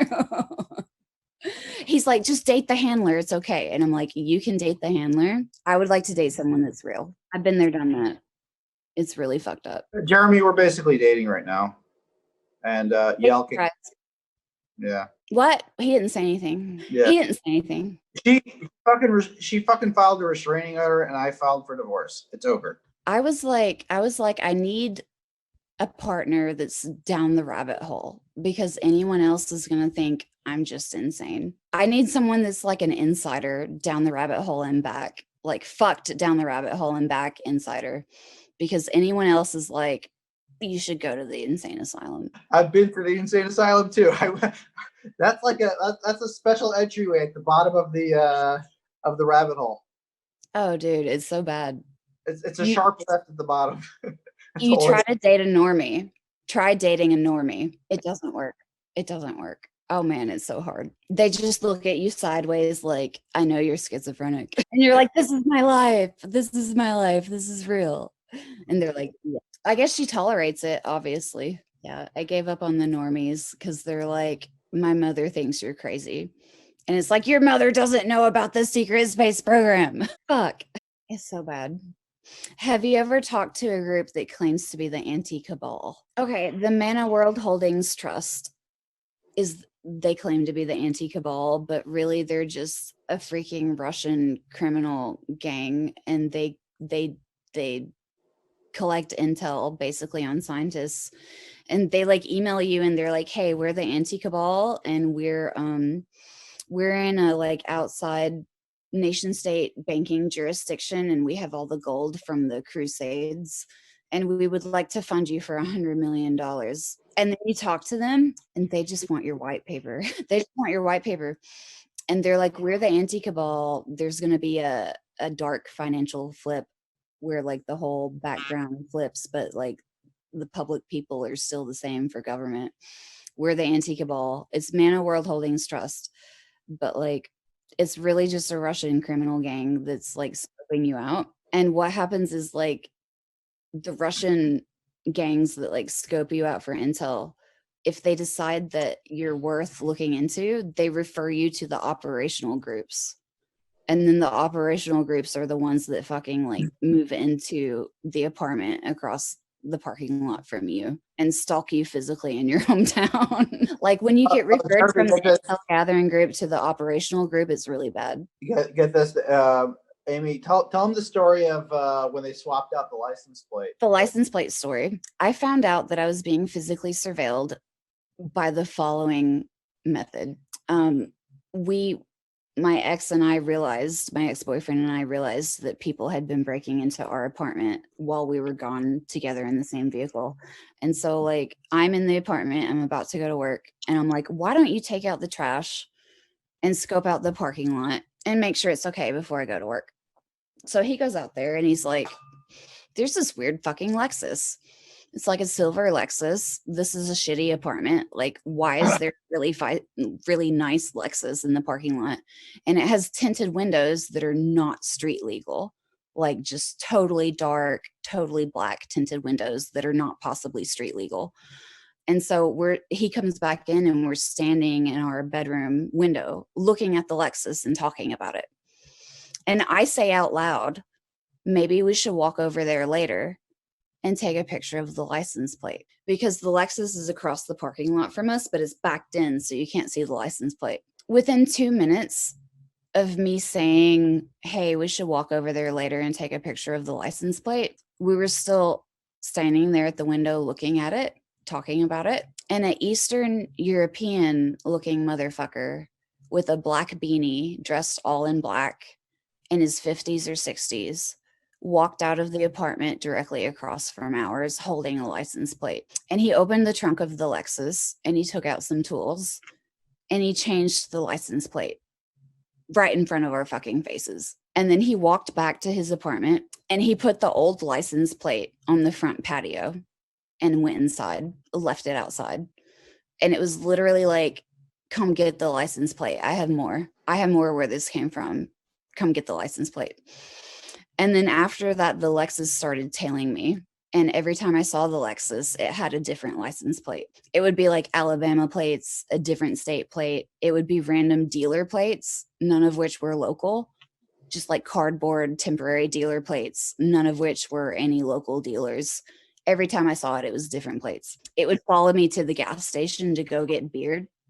I would go get beer at the gas station and that Lexus follows me. And even my ex called an Uber once. He called an Uber. The Lexus pulled out from the spot across the parking lot from our apartment, drove over to our apartment and said, hey, I'm your Uber here to pick you up. The license matched in the Uber app, but they didn't have an Uber sticker or a Lyft sticker.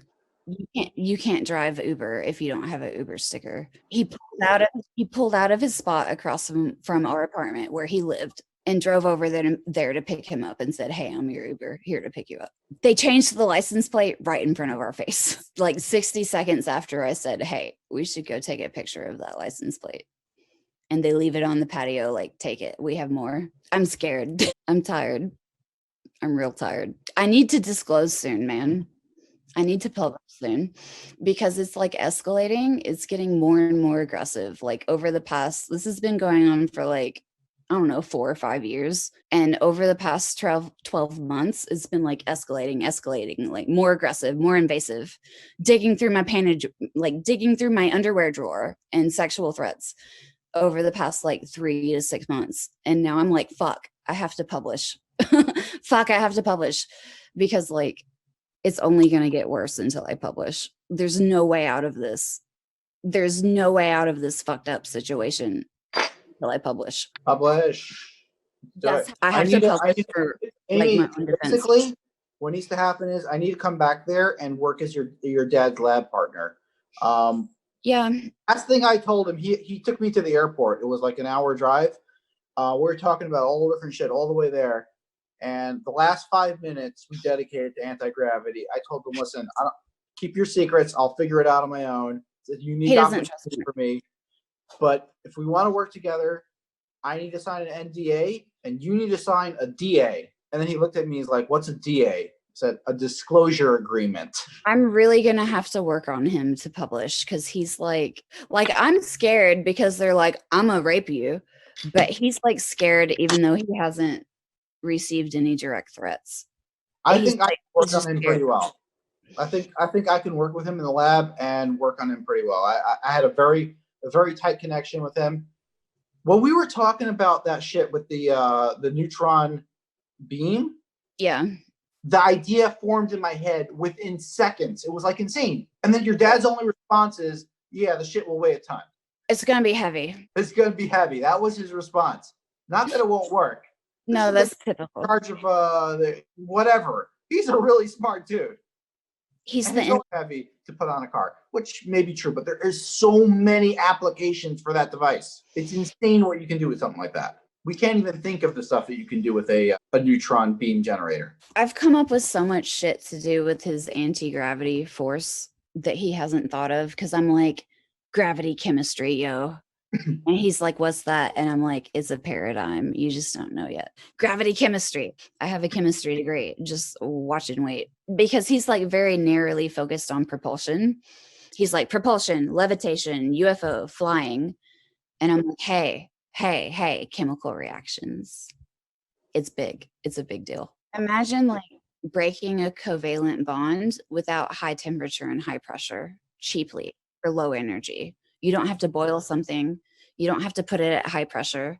High pressure and high temperature is dangerous. Low energy, low pressure, room temperature, break a covalent bond.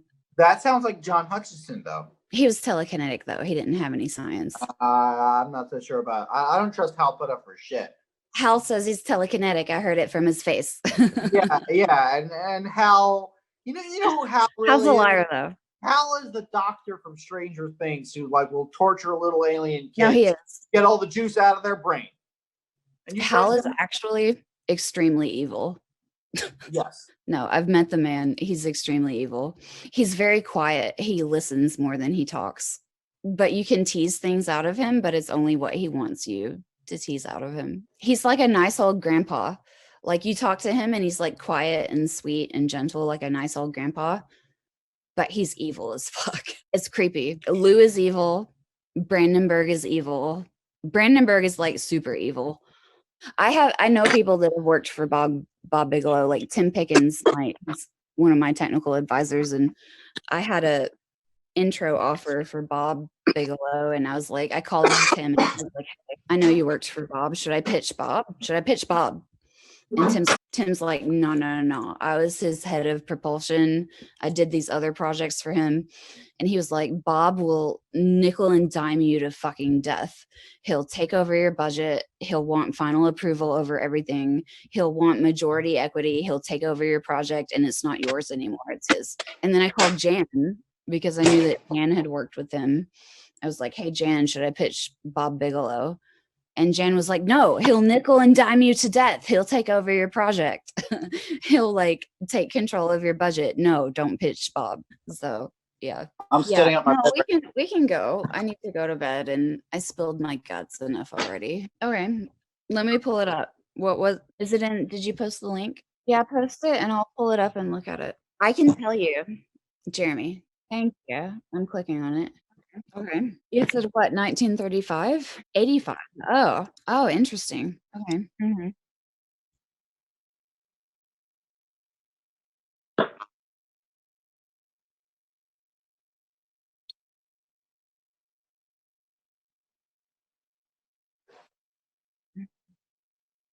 Oh,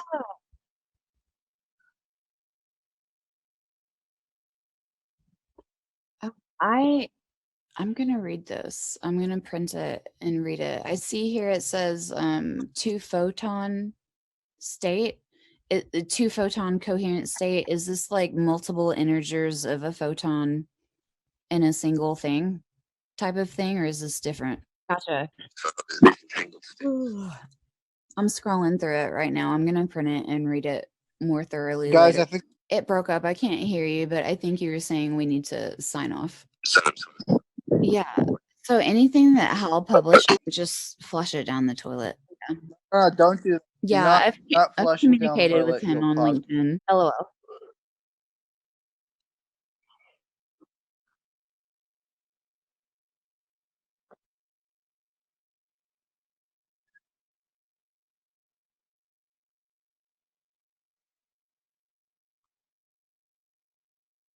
Who hasn't worked for the CIA? I'm sorry. I haven't either, but fuck, they send me people all the time. Like he's not the only one. Most of those email lists that you can get on that are like VIP email lists, it's a bunch of disinformation.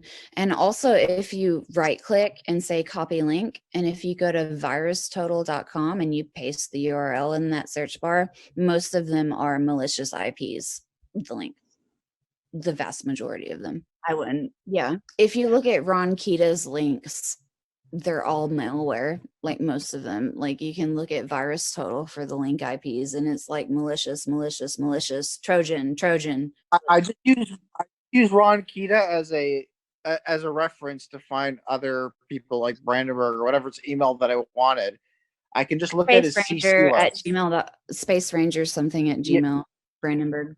Space Ranger. Yeah, but if you want to find somebody's email that you don't know, you just go to Ron Kita's list and you can look in the CC list. Everybody's there. I thought that might be a fake email list for a while. I was like, I think this is fake. No, I it's not. have like I verified a bunch of the email addresses because I had Hal's personal email address, I had Brandenburg's personal email address, I had several, and so I checked. And those are the correct. Yeah, I have Jeremy and Bob too. We have, like, my mom was emailing back and forth with Bob for like weeks for United Nuclear, his company, like about a Van de Graaff machine that we were buying, and they're like negotiating like shipment and stuff, and I'm like, you realize you're talking to Bob Lazar, right? She's like, I don't know, he just signs his email Bob. I'm like, yeah, that's Bob Lazar. But yeah, Jeremy gave me his personal email at AlienCon and like, email me, and so I met him there. Jeremy was basically like, call me when you can show me something that I can film. And I have something he can film, but I want to finish the next one that's better for him to film. And so it's kind of like I'm breaking the rules if I contact him without saying, hey, come down here and film. Because he was like, I'm going to bring George Knapp and blah, blah, blah, and we'll film. But Lou said the same thing. Lou was like, oh, we're filming the second season of the TTSA show on the History Channel, and we'll come do an episode about Huntsville. Like, I want to bring Tom DeLonge and Steve Justice and Hal and blah, blah, blah people to your house. And he told me that the US government would give me a shit ton of money to keep me from selling it to China.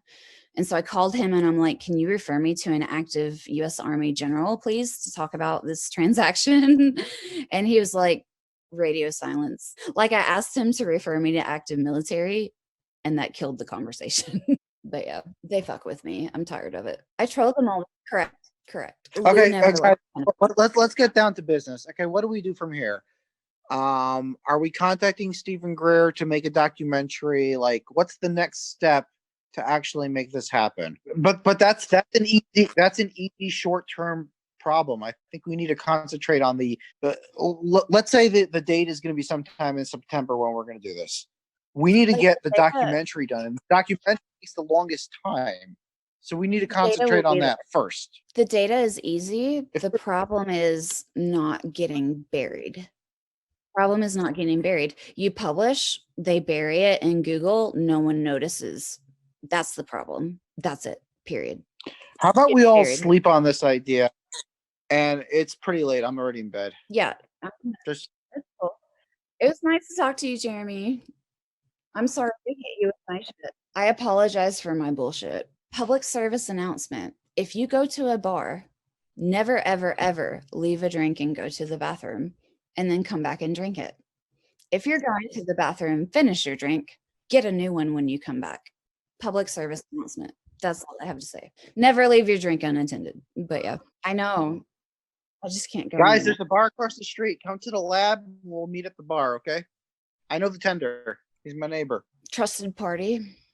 Okay. Strength in numbers. Yeah. That's right. Okay. Well, we'll talk to you later, Jeremy. It was nice chatting with you.